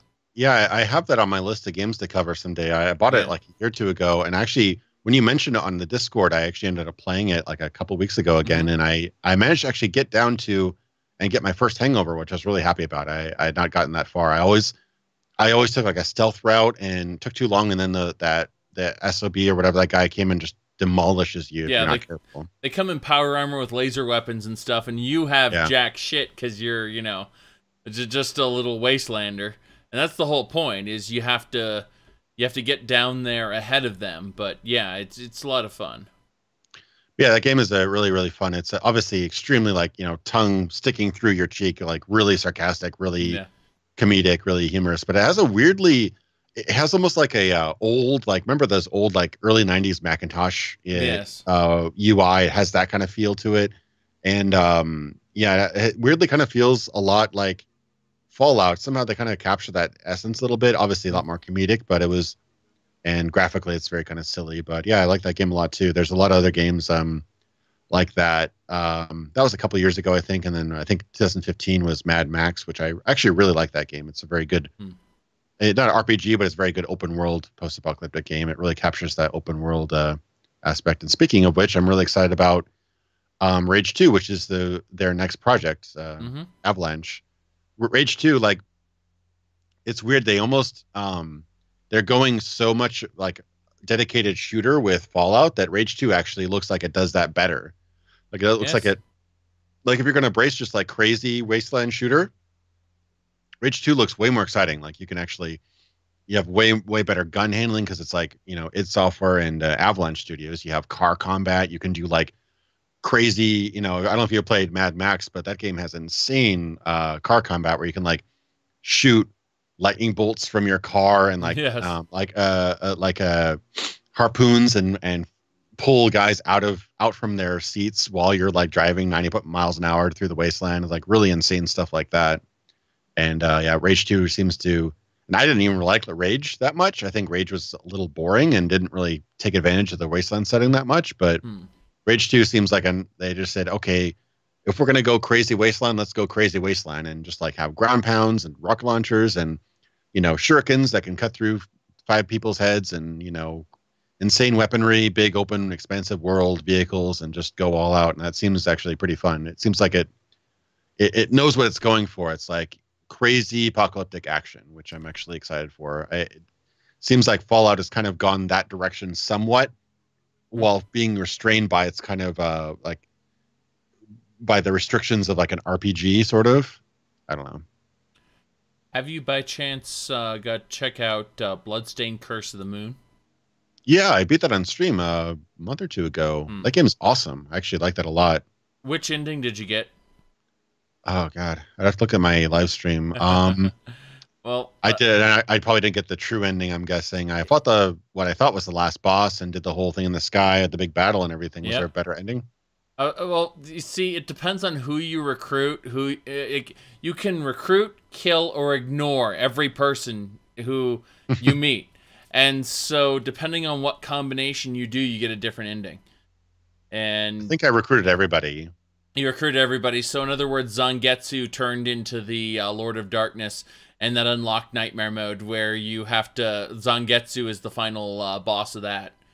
So yeah, that game expertly aces like Dracula's Curse, which is one of my favorite Castlevania games. Yeah, I've got to say that the fact that they have classic mode and then casual mode, because I never cared for the Castlevania knockback or the limited lives. I thought those were very annoying. So I was able to go with casual mode, and the game was still somewhat hard, even without the knockback and the limited lives. So I really enjoyed the game, and look, like, the multiple endings adds a lot of replayability. The multiple modes as well. Like, if you kill everyone with Zangetsu, for instance, like the main guy, every person you kill, Zangetsu gains a new power. Which, wow. Yeah, so he actually becomes really powerful by the end, but he only has 1 health bar. So it's you're still at an extreme disadvantage in terms of the game. And some of those bosses were pretty tough. I had to go through all 4 characters to beat the last couple ones for sure. Yeah. But those kind of games really kind of make me happy because I forgot about that. I beat it in a live stream and I was like, man, that's an awesome game. And I just kind of cleared my memory from it. But they show that these old style, I hate to say old, but classic style gameplay is totally still works. And there's still an audience for them. I mean, as far as I know, people I see that overwhelmingly positive on Steam. People loved it. My only regret is that I kind of wish those guys were making the full game. Yeah, well, Inti Creates makes really good 2D side-scrolling platformers that are retro style. They made... these are the people who made the Mega Man ZX series. But they also made a little game called Mighty Number 9. So I would be careful about asking them to make the main game, Yeah, it's a little weird, but these guys did an amazing job with the retro kind of stretch goal. I know it doesn't really have anything to do with. I know it's share some story, but it's not supposed to be the same exact progression as the 3D game. The 3D game is fun too. This is more classic, very very close to the Dracula's Curse style of Castlevania, where you switch between characters and whatnot. The actual full game is going to be a 3D version, basically of like Symphony of the Night, which it's probably my favorite of the series. I played the 3D game early on. It seems promising. It's a little bit early to tell if it'll be great or not. It definitely seems better than Mighty Number 9, but we'll see. Yes. It looks good, and I'm excited for the next one. You ever tried Freedom Planet? Briefly. I've never been a huge Sonic fan, but I did play it, and I'm like, this is a really, really, really damn good fan Sonic remake, basically. But it adds more features of more like combat and stuff like that. More. So Freedom Planet 2 actually has a free demo. If you go to the Steam page, you can play it. Freedom Planet 2 isn't out yet, but I'm excited for that coming soon. There's a lot of stuff came out to, like, we go from Dead Cells to Iconoclast to Celeste, A lot of stuff has come out recently in terms of retro games. I think that this is one of the best years for retro style games, really. Yeah, for sure. I love Dead Cells. I was playing another game. I love that there's more roguelites, like you mentioned, Wasted. That's a great roguelite game where you just replay it. Yep. I not so much getting older, but just having more limited time between, actually spending time with, family and stuff like that. And obviously, you'd understand with the YouTube channel and stuff like that, you used to have more limited time. I see myself get really attracted to bite-sized RPG, action RPG games Mm-hmm. like roguelites, because they offer that that progression and that kind of growth, but in bite size, and so you don't have to Yep. invest 50 hours into it necessarily. So another game that just came out recently, it's in early access, but it's by Supergiant, the guys who made Bastion. It's unfortunately it's an Epic Games launcher exclusive right now, but Yeah. that game was actually pretty good. Imagine if you played a imagine if you played a Bastion with that level of graphic style, Yeah. probably better. In Greek mythology, roguelite, and Mm. that's Hades. It's actually a really, really fun game. I think you might enjoy that if you like the kind of over the top overworld. It's not like Diablo. It's more like because you control your character directly and you like do dodge moves and stuff like that. So it's a Okay. lot more fast paced than say Diablo. Yeah. But you start out and you get like different powers. Like Zeus grants you like electric powers. You can choose from like 3 options, and then you can add this, which stacks onto that. And it's very much like your bite-sized kind of action RPG slash action game roguelite. And that was actually a lot of fun when I streamed that. Trying to think of some other games. Obviously, Kingdom Come Deliverance showed that you can actually make and finish games in CryEngine based on the Kickstarter. And finish, yes. I mentioned this a while back on a different live stream, but someone tried to really get me into Star Citizen because he saw me do a PUBG video, and he didn't do any research. He thought, oh, this is a guy who chases trends or whatever. So he really tried to get me into Star Citizen. And oh boy, did I make a video on Star Citizen based on the experience, not on the goals and the horizon, but based on the fact that my ship spawned into the ground in a diagonal fashion and then started spinning around until I got thrust out into space. No, yeah, that we're not going to talk about Star Citizen too much, but a game I am looking forward to is something I may have contributed to a Kickstarter on. And have you ever heard of Boyfriend Dungeon? Yeah, I saw that kind of went viral for like a day. Yeah. I remember that. Where like your swords turn into boyfriends or something like that. Yes, you date your weapons, exactly.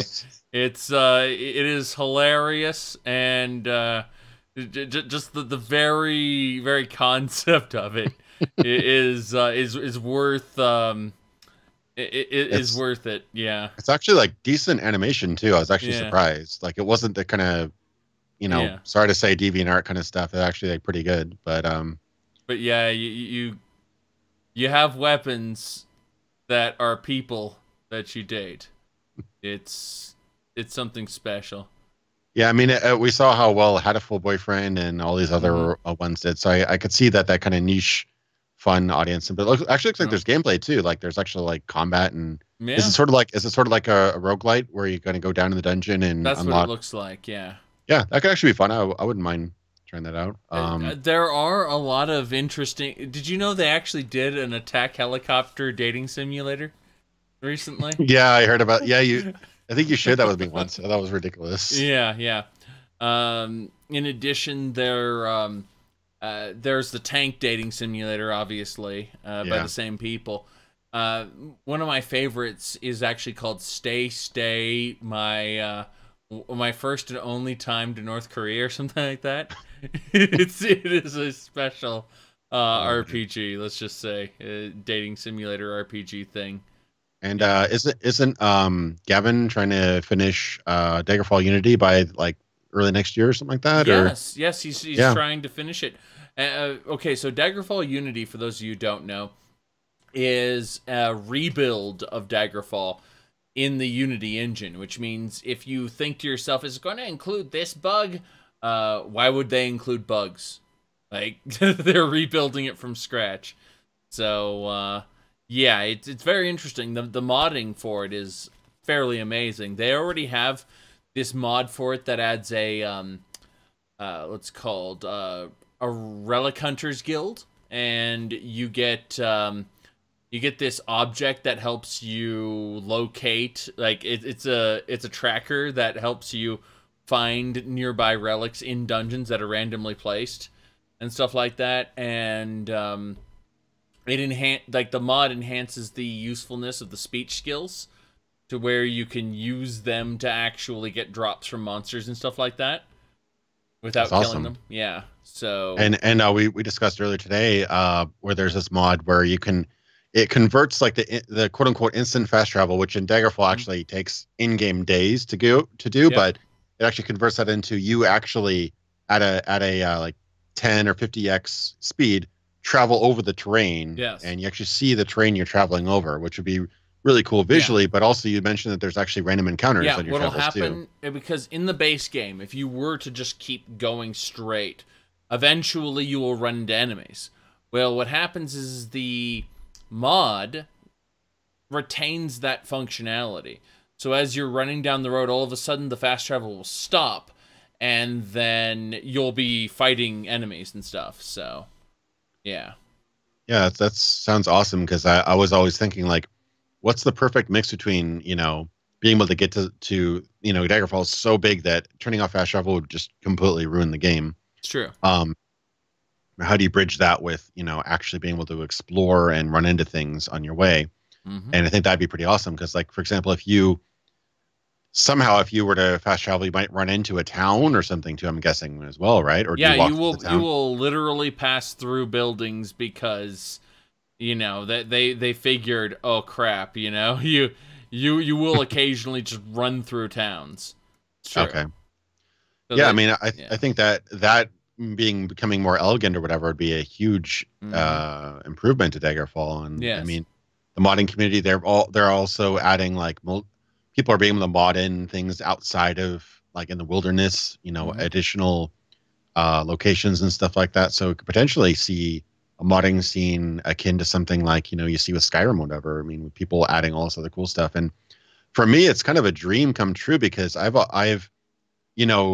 talked to me 10 years ago. I've been like, man, Daggerfall was awesome, but there's no way we're ever going to see anything like that again. But today I'm like, it's happening. We're seeing the, actual remaking of the game. And, it's only at any point we might see some sort of other reimagining. I mean, it's been attempted before, but let's just teleport there. Yes, indeed. One of my favorite runs in Skyrim, someone created a mod that replaces the player character and NPCs with actual gourds. Okay, like the freaking food items. So what I did was I added guns from Team Fortress 2, and so you see these little gourds bouncing around with guns floating next to them,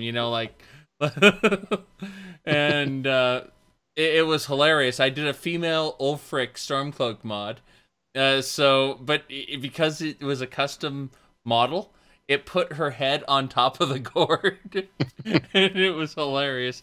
But yes, we had Thomas the Tank Engine dragons. Yeah, of course. And so we were shooting at them with guns in tropical Skyrim.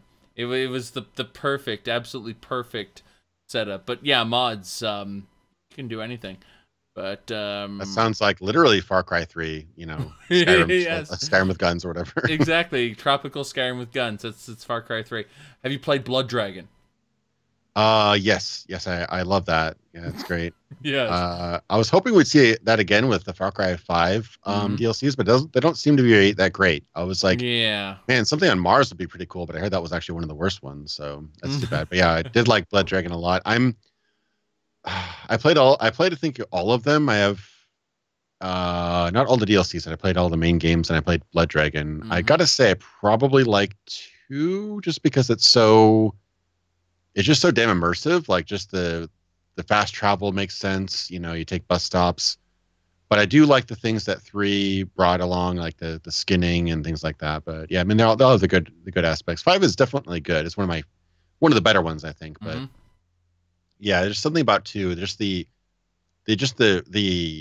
unabashed harshness of the world. Like, you're not only having to fight all these, like, patrols who go around, autonomously, but also having to, like, stick a freaking needle in your arm every few, or pop some pills or whatever because you're dying of malaria and stuff like that. Like, you just or like, oh god, and like when you get shot, you have to, like, poke poke bullets through your arm. Yeah. I know they kept that, but yeah, I think 2 is still probably just my favorite. I don't know if it's the best, but I like it. But yeah, Blood Dragon was definitely very entertaining. They really went. That was totally something at the board meeting. Is like, what if we do like a really cheesy, like 1980s GI Joe episode version of Exactly. It was. I'm trying to remember. Okay. I found it. The dialogue was all like spoken like like an even more cheesy, serious Kyle Reese from Terminator. It was really good. Yeah, exactly. I really enjoyed. I would say Blood Dragon, yeah, but going back to our games from this year, anyway. Anything else that caught your eye, or I mean, I saw Data Boy, and I was like, that's okay, I guess. I saw Red Dead Redemption, where I was like, damn, if they only modded certain things, I would love this game. You know. But maybe that'll happen with the PC port. That's totally going to happen, but they don't want to say anything about it because they want people to double dip, which I'm not going to double dip. Yes, well, I won't be double dipping. Yeah, God of War seems like that. I've watched gameplay and I even talked with I think Soul Porpoise, who's another YouTuber. He's pretty good. And I watched him play it. And I'm like, and I've seen different shows and stuff like that. That's an amazing cinematic experience, and I have no interest in playing it. Like that's been my thing. Like I'd probably play Spider-Man before I played that. Like it doesn't look bad at all. Like it looks really good. I think I've just played one too many of them. I couldn't finish Uncharted 4 for that same reason, where I'm just like, I just don't feel very engaged anymore. I mean, I don't know. I mean, I don't know if the games have necessarily gotten worse, or I just played that same progression of mechanics too many times. Like I loved Uncharted 2, and Uncharted 2 was one of my favorite games on PS3. But I own like 2 Tomb Raider games and I barely even played of the Tomb Raider reboots, and it's just too much. So many extremely well mocapped, really well acted, really well produced. Like every single shot is gorgeous. Games that just I look at it, I'm like, I don't feel anything or really want to explore that. I guess it's just too much of that. So I've been on kind of an indie slash, let's look at this game. This game looks interesting, like, kind of binge. But yeah, there are at Anthem's alpha footage that I did not agree, by the way, to the alpha agreement. I was watching someone else play, so someone else is a dirty infringer for their non-disclosure agreement. But yes, I've been watching someone else play Anthem, and I've got to say that this looks like an incredibly beautiful, horrible version of Warframe. Like, the gameplay is just trash compared to Warframe, but the environments are spectacular, and I look at like all the art budget that's been put into this thing, and the gameplay shit. Yeah, it'd be too bad if that's going to turn out. I saw it and it was like, this looks kind of like it looks like they're kind of meeting in the middle with like the Mass Effect and like Diablo. They're just kind of like meeting in the middle there, where they've got, I can see they had crowd control, they had AoEs and things like that. And I'm like, that could be kind of interesting. I didn't expect anything out of the story. I think the story is going to be kind of trash, honestly, but yeah, it looks like almost copyright infringingly like Destiny does. I don't know. It's like I one time I posted a tweet and took random screenshots of Destiny and Anthem, and I had a hard time picking them apart. Yeah. But yeah, I mean, we'll see. I guess it's definitely not what Bethesda or God, I get them all mixed up now. BioWare has grown their audience on. I think a lot of people are kind of expecting another Mass Effect. Almost all the original BioWare employees are gone anyway. Yeah. Like most of the talent left after 2. Actually, I remember their writer at least left after 2. Yeah. I think he came back at some point or something. The big exodus happened between 1 and 2, and then the trickle continued from during 2's production, and 3 is just new people. So Yeah, I mean, if you look at the credits between 2 and 3, you'll realize what happened with 3. I mean, I think 3 was definitely a good game, but story wise, it went, really down the tube. But aside from a couple of moments that were pretty good, like Morden or whatever. But yeah, it seems like every studio either just dies prematurely but makes great games on the way, or grows so big that it outgrows their talent. Yeah. And they all just leave and start something else. It seems like it's happened with BioWare, it's happened with, Interplay, it's happened with look at Bethesda. Bethesda, here. yeah. And look at Bethesda because Emil, who we talked about before, he was a quest designer. But there's a concept in business where someone or they get promoted out of usefulness. Like their skill set, like his skill set, for instance, was as a quest designer, doing individual quests. That's what he was good at. And they promoted him out of that into a lead writer position where his skills were no longer appropriate for the position they put him in. This happens in business all the time where people are promoted out of usefulness. And Bethesda seems to be suffering from that as well. Yeah, like I get the idea that, he can make some quirky quests.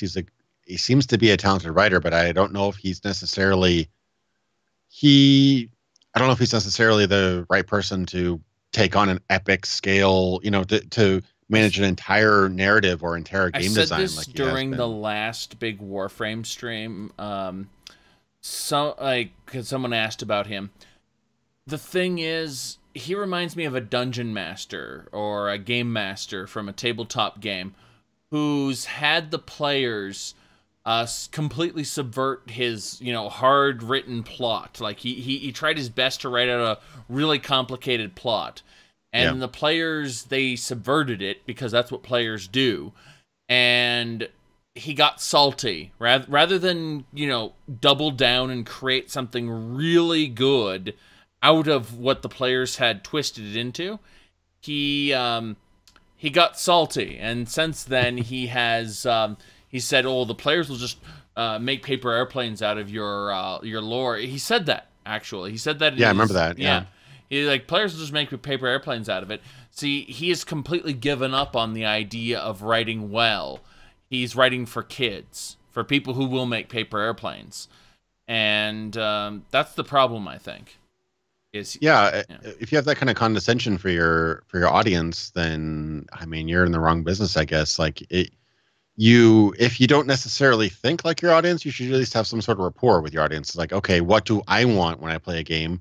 And what do they want from playing a game, and let me provide that. Like, I remember that. Was that in the story conference as well, where he was talking about basically, like, why bother, trying to write a perfect story because they're just going to tear it up and shoot to pieces. There's going to be some people who probably do that.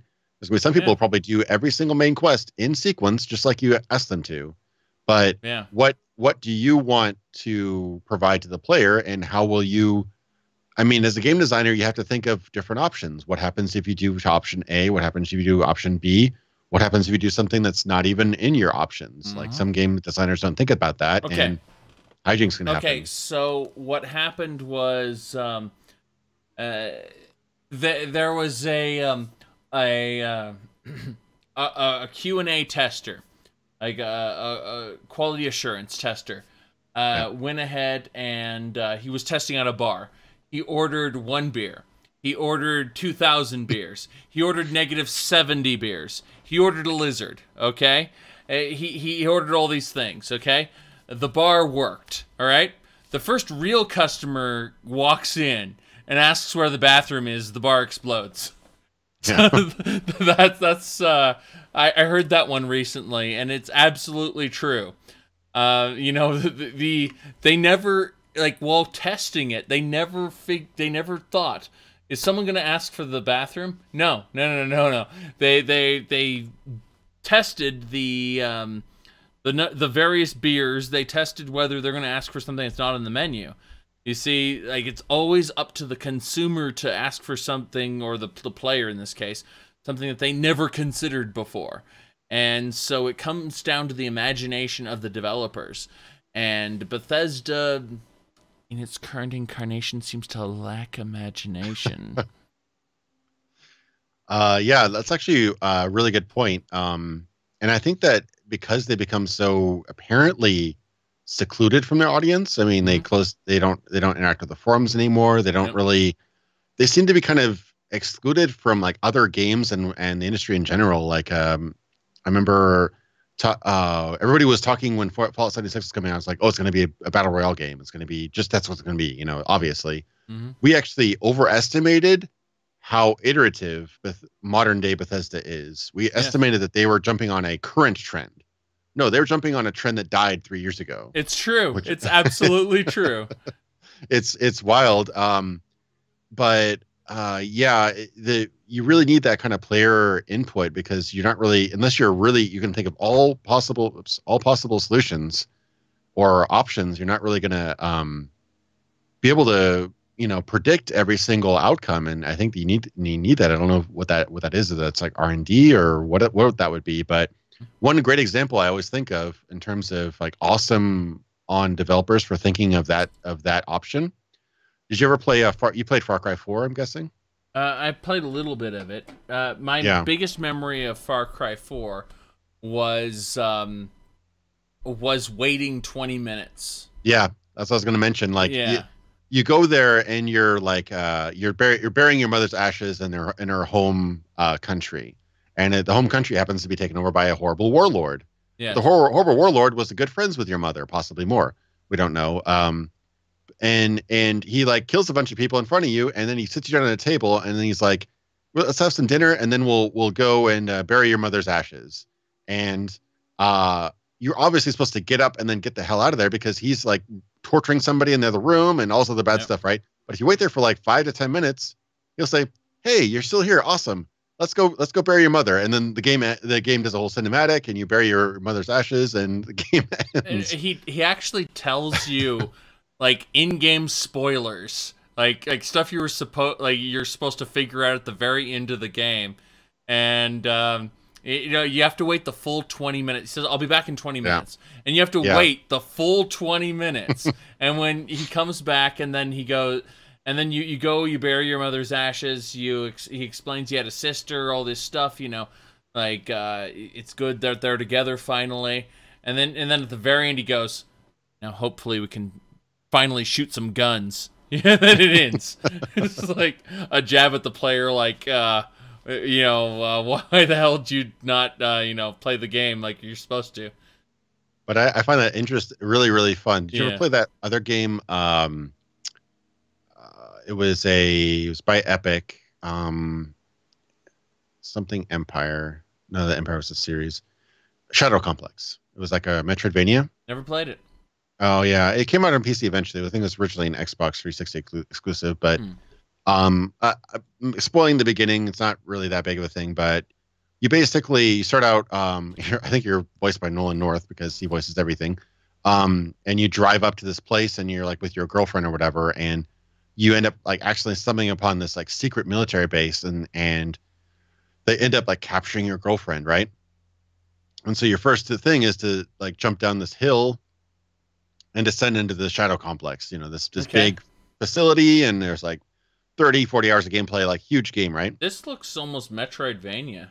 Yeah, I was about to say it's a Metroidvania, one of the best actually, one of the better ones I did. It was a lot more true to Metroid than the Castlevania part. Like it's actually very, you have guns, you can like they even have almost like a Mm-hmm. you can climb and like create platforms and things like that. A lot of cool things like that. Really good. But one of the first things you do is you like kind of jump down the slope and then go after your girlfriend in the complex. You can choose to just head the other way, and you literally drive away, and you just forget your girlfriend ever existed. You just go home. And then the game ends. And I think that's just Yeah. kind of awesome that they thought about that solution too. I mean, Yeah. it's obviously a scripted, binary option, but Yeah. things like that I think make the game a lot more interesting. Well, there's When nothing you more frustrating in a video game than to have your own idea of what you want to do and the video game not giving you that option.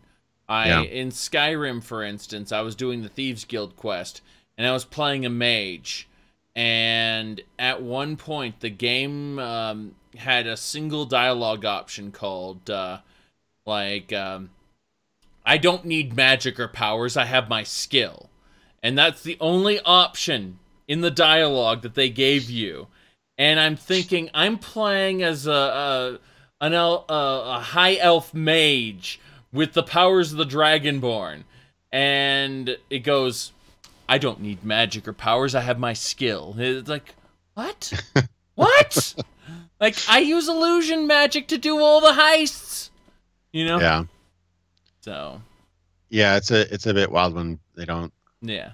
You just they don't. I mean, you can't predict every single option. Obviously, like, you know, sometimes it's accidental, like with the Deus Ex thing, with creating, you know, platforms with your mines. You know, things will happen like that. But I always respect a game that kind of, you know, like you said with Bastion, you know, it's like, you know, he raged around for a while while you're like bashing all the barrels or whatever. And I like it when like, which is kind of a polar opposite of what we said was about Emil's, you know, kind of design, where it's like, you know, kind of need to wrangle people in and kind of, you know, or just forget about telling a good story because people are just going to ignore it.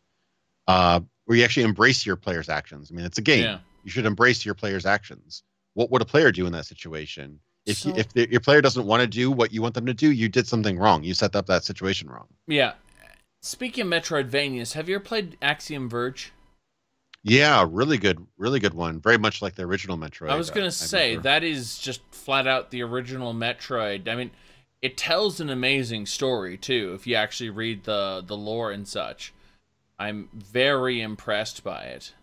Pretty much done by, like, one guy, I think, too. Like, he was pretty much almost a complete solo project, which is amazing. Kind of like a Stardew Valley, where that was pretty much just one dude. And it's like, I've done solo indie projects before, and it's a really thankless, very, very time-consuming and soul-crushing experience. It can be great when you actually come up with a product, but yeah. You mentioned Stardew Valley, though. Yeah. Have you seen that he hired a guy specifically to do the porting for Nintendo, and when the guy was done with his porting, he had the guy rewrite the engine for multiplayer? Oh, I didn't, but that's awesome. Yeah. The Stardew Valley has been rewritten from the ground up to support full multiplayer.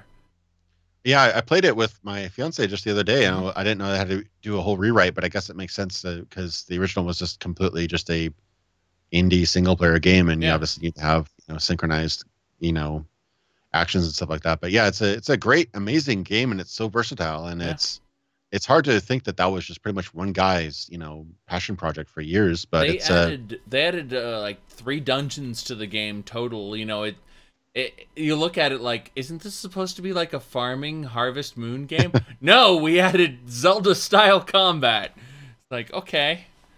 No, it's awesome. It's got a dating sim. It's got Zelda style dungeons. It's got fishing. It's got farming. It's got, you know, crafting. It's got all those different aspects, economy and things like that. Like, I was playing a little bit the other day on Christmas, and you know, my fiance was planting turnips and stuff like that. I was just like catching sardines and things like that. And we you know, there's different modes now where, like, the one mode you actually at night, the monsters come out, and the zombies and stuff will come out around your farm at night, which is kind of cool. But yeah, amazing piece of work. I have no problem buying that like a couple of times because it's such a great absolutely great product, and really good on the guy for actually getting that done and hiring a competent programmer, because the multiplayer works pretty much flawlessly. Yep. No, from what I heard, and you know, again, I do not remember who I heard this from, so take it with a grain of salt, but I heard that the guy hired this particular programmer to port it over to the Nintendo consoles, and, you know, the guy did such a good job that they said, oh, hell, people have been asking for multiplayer forever, rewrite it, you know? And I mean, if a game is that successful with that little overhead, why not? And people love it. Yeah, I like, it's so hard to support big developers when they do everything in their power to nickel and dime you and try to, like, give you the smallest possible bit of game for the biggest possible price. When game developers, like, you know, little indie devs will, like, constantly give you free content and expansions. Like, I bought the game like a year or two ago, and I all of a sudden have all these extra content and multiplayer added, which wasn't even advertised when I originally bought it. I got it in a humble bundle, and I was like, this is nice. I was a big fan of Harvest Moon, so this is more of what I like. And then to have all these free updates piled on top of me, you know, I'm like, you know what? I'm gonna buy the game 2 more times for other people, you know, and that's what I did. And you know, how do I put this? I'm now reminded of when they initially set Steam refunds on the Steam platform. Okay, when they initially offered refunds on the Steam platform, a lot of, and I use air quotes, indie devs started complaining that their games were being refunded.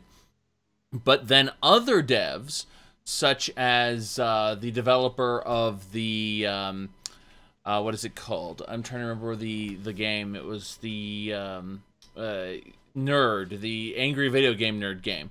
He said, I've only had 1 refund, period. So obviously you guys are making bad games. And, you know, it's a case of, you know, I responded to him with, I thoroughly enjoyed your game and have no intention of refunding it. People do not refund good games. And he retweeted and favorited that right away. It was like, okay, that's something, you know.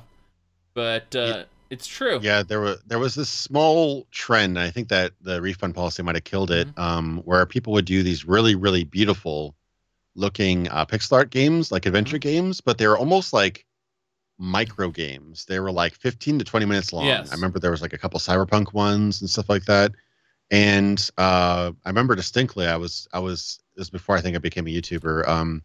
I was commenting on a Jim Sterling video. He was playing one of them, and he was actually like shocked when the game ended after like 20 minutes. Yeah. And I was like, and the actual game developer went on to Jim Sterling's video and started talking with him and saying like, you know, well, it's going to add more stuff and blah, blah. And, you know, he wasn't a complete asshole like some developers are. And I expect the fact that the guy made this. I mean, it's even 20 minutes of gameplay can take months of work. I mean, I know what it's like, but at the same time, it's like, that's not really worth the $5-10 you're spending for it. And I could see that being a refund. Like, that's a 99 if you expected cent. a couple of hours, if you expected a couple hours of gameplay and you get 20 minutes, you'd be like, oh, this is not really what I wanted, you know? Yeah. That is a 99-cent experience. Have you by chance, you mentioned Cyberpunk, have you seen the VA11 Hall A? The Cyberpunk bartender game? Yeah, I reviewed that 2 years ago. Yeah, I thoroughly enjoyed that. And it's currently like 33% off on the Steam sale, so I'm like, you know, I'm contemplating someone. Yeah, I'm probably not going to, but it's like... this person I know might enjoy it, so, you know, I'm thinking maybe I should buy it, you know, again, as a gift. So I love the aesthetic. The music's amazing. I love how many tracks and stuff there are, and they're kind of retro, kind of has sort of like almost like a SNES like PC Engine kind of look. It's almost like it's got a lot of harsh blacks, so it's almost like an early like. I thought PC Engine. Like, I'm glad I'm not the only person, but yeah, it had that kind of look to it, and really good aesthetic, really good actual pixel art. A lot of games come along with like this where they basically just drew a couple, you know, drew in some colors with some one color and drew another color, and they call it a sprite. And I kind of takes me off because there's a whole art to sprite, you know, to 16-bit, 8-bit. Look at art. Axiom Verge. That is real pixel art, and you compare that to these days where we have obviously people just drawing stuff and then they blow it up in Photoshop so it gets a pixelized look, and it's like, this is pixel art. Yeah, some of the stuff is really not good, but that actually had some really good art in it. I think it's a make or break if you like the writing. If you don't like the writing, then Valhalla is not going to really be a game that you'll like, because it's 90% clicking through writing. It's got like a little mini game that's pretty easy once you just look up the ingredients. But I think there's some other game that they're working on, or something similar. It was another bartender game or something. I heard about. I don't know if it's gonna be another Valhalla game, but I heard something about that. Oh, there's a coffee game. There's a coffee, like a barista game I heard about. I don't know if it's the same devs or not, but I did enjoy that. Yeah, there's some really good experiences if you like Cyberpunk. Ruiners are really good, like action, like kind of like Hotline Miami sort of action thing with really really great aesthetic. Also played Observer last year, which was sort of like a first person adventure game. Actually has Rutger Hauer, the same guy who was in Blade Runner, as one of the voices. Very very really like trippy, very kind of true like messed up cyberpunk. Like most people Yeah. kind of think like, oh, neons and rain cones to cyberpunk, but no, cyberpunk actually gets like there's like body gore and things like that in there. It's I like was really, gonna really say, dark. even if you just play Hideo Kojima's Snatcher from 1988, you'll see some gore, some really screwed Yeah. up stuff, and yeah. So I'm just now flashing back to where he plagiarized Thade from Dune. Oh, still suit and all, like.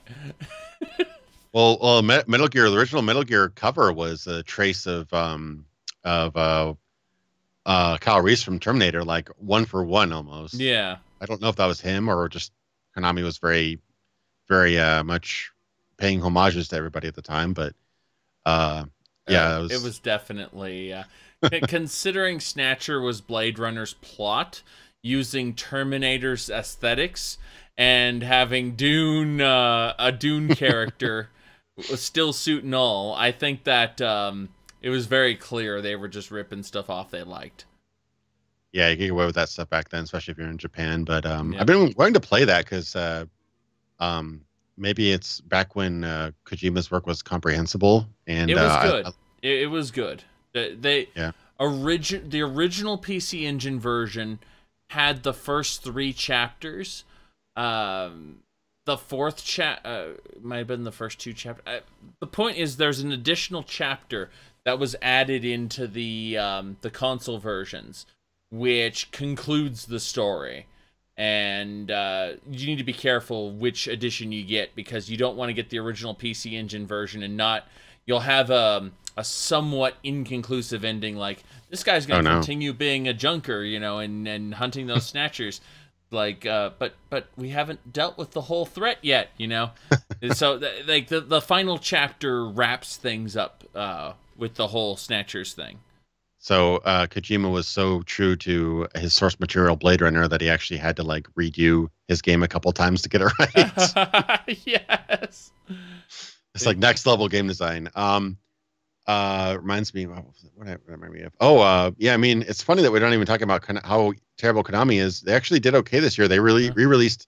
Speaking of the PC Engine, they re-released not only Symphony of the Night, but also Rondo of Blood, which is one of the best Castlevanias, in my opinion. Really, really good. And well, honestly, I think that two-parter is like one of the more interesting video game story arcs. Yeah.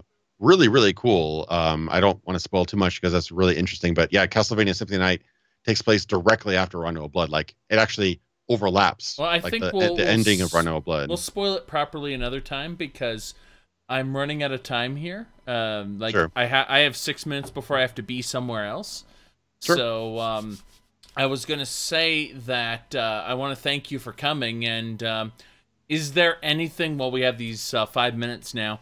Is there anything that you want to see? You're looking forward to in the next year, this upcoming year? Maybe Cyberpunk. I don't know if it's coming this year. I've been waiting for it since 2012, so my hype is just like I've just kept that suppressed inside of me this whole time. Cyberpunk for sure. Metro Exodus actually looks really good. It's going to look like it takes like the atmospheric shooter of Metro, but brings some open world elements. Small like open world hubs. Rage 2. There's got to be some other games too. I'm there with you on Metro Exodus, by the way. I'm there with you on that. Cool. Yeah. Resident Evil 2 remake. Full remake from the ground up, which is probably my favorite of the series. Considering they lost the source code for it, they better remake it.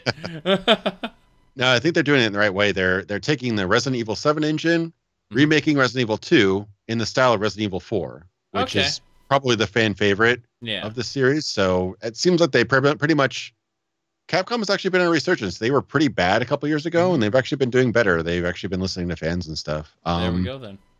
There's probably some other RPGs and things coming out. A lot of projects. There's some more Fallout successors like Encased coming out at some point, probably in a couple of years. But yeah, a lot of good games. Looks like they're coming out. No idea with Bethesda's projects if they're gonna continue on their current trend with Elder engines. Scrolls I don't Blades. know. Don't you guys have phones? Wasn't that supposed to come out already? Wasn't that like November? It was, but they delayed it. I wonder why. Maybe because people are less willing to handle slapdash projects. I don't know. But yeah, we're looking forward to Daggerfall Unity. I'm looking forward to Elder Scrolls Blades because if it's anything like Battlespire or like a light version of Battlespire, an easy, a casual mode of Battlespire, I'll cover it, maybe 2 or 3 videos, and then I'll forget it existed like I did with Fallout Shelter. I have to remind myself that Fallout Shelter exists every once in a while. But yeah, the reason I cut you off also is because I figure that we can definitely have another discussion. A few more structured topics as opposed to this ramble. But what do you think? You want to talk again sometime soon? Yeah, sure. Yeah, we'll just have to figure out what. I luckily had this whole week off because of the vacation and everything like that. But yeah, we'll just have to figure out another time. But yeah, I'd be happy to talk sometime. I think it was really fun and covered a lot of interesting topics and had some fun rambles as well. Well, sounds good. Why don't you remind everyone really quick who you are and what you do, because, you know, we've been off and on a couple times here. Oh, I'm primarily known for my video essays and documentaries and things like that on YouTube. Like I did this 78-minute highly scripted, edited documentary on Elder Scrolls. I did another one for like 32-minute one for Fallout, going over the entire series, like all the games, all the spinoffs and everything like that. I also do like cover really obscure games and, you know, review cyberpunk games. I started another review series for apocalyptic games only. So if you like, you know, those kind of themes, I do those. But yeah, primarily retro and some modern games, reviews, analysis, documentaries, things like that. And I also live stream on my second channel. And I just like yesterday, I live streamed the Thing game from 2002, which was quite a lot of fun. So okay. So yes, this was Indigo Gaming. We will definitely do another discussion, but you should definitely check out his Elder Scrolls. What's the name of the video again? I Promise Unfulfilled. Promise Unfulfilled. Yes, go check that out. And to the rest of you, thank you all for watching. I'll be back tomorrow, probably. Doing other stuff, but it's break time because I have to go other places and do other things.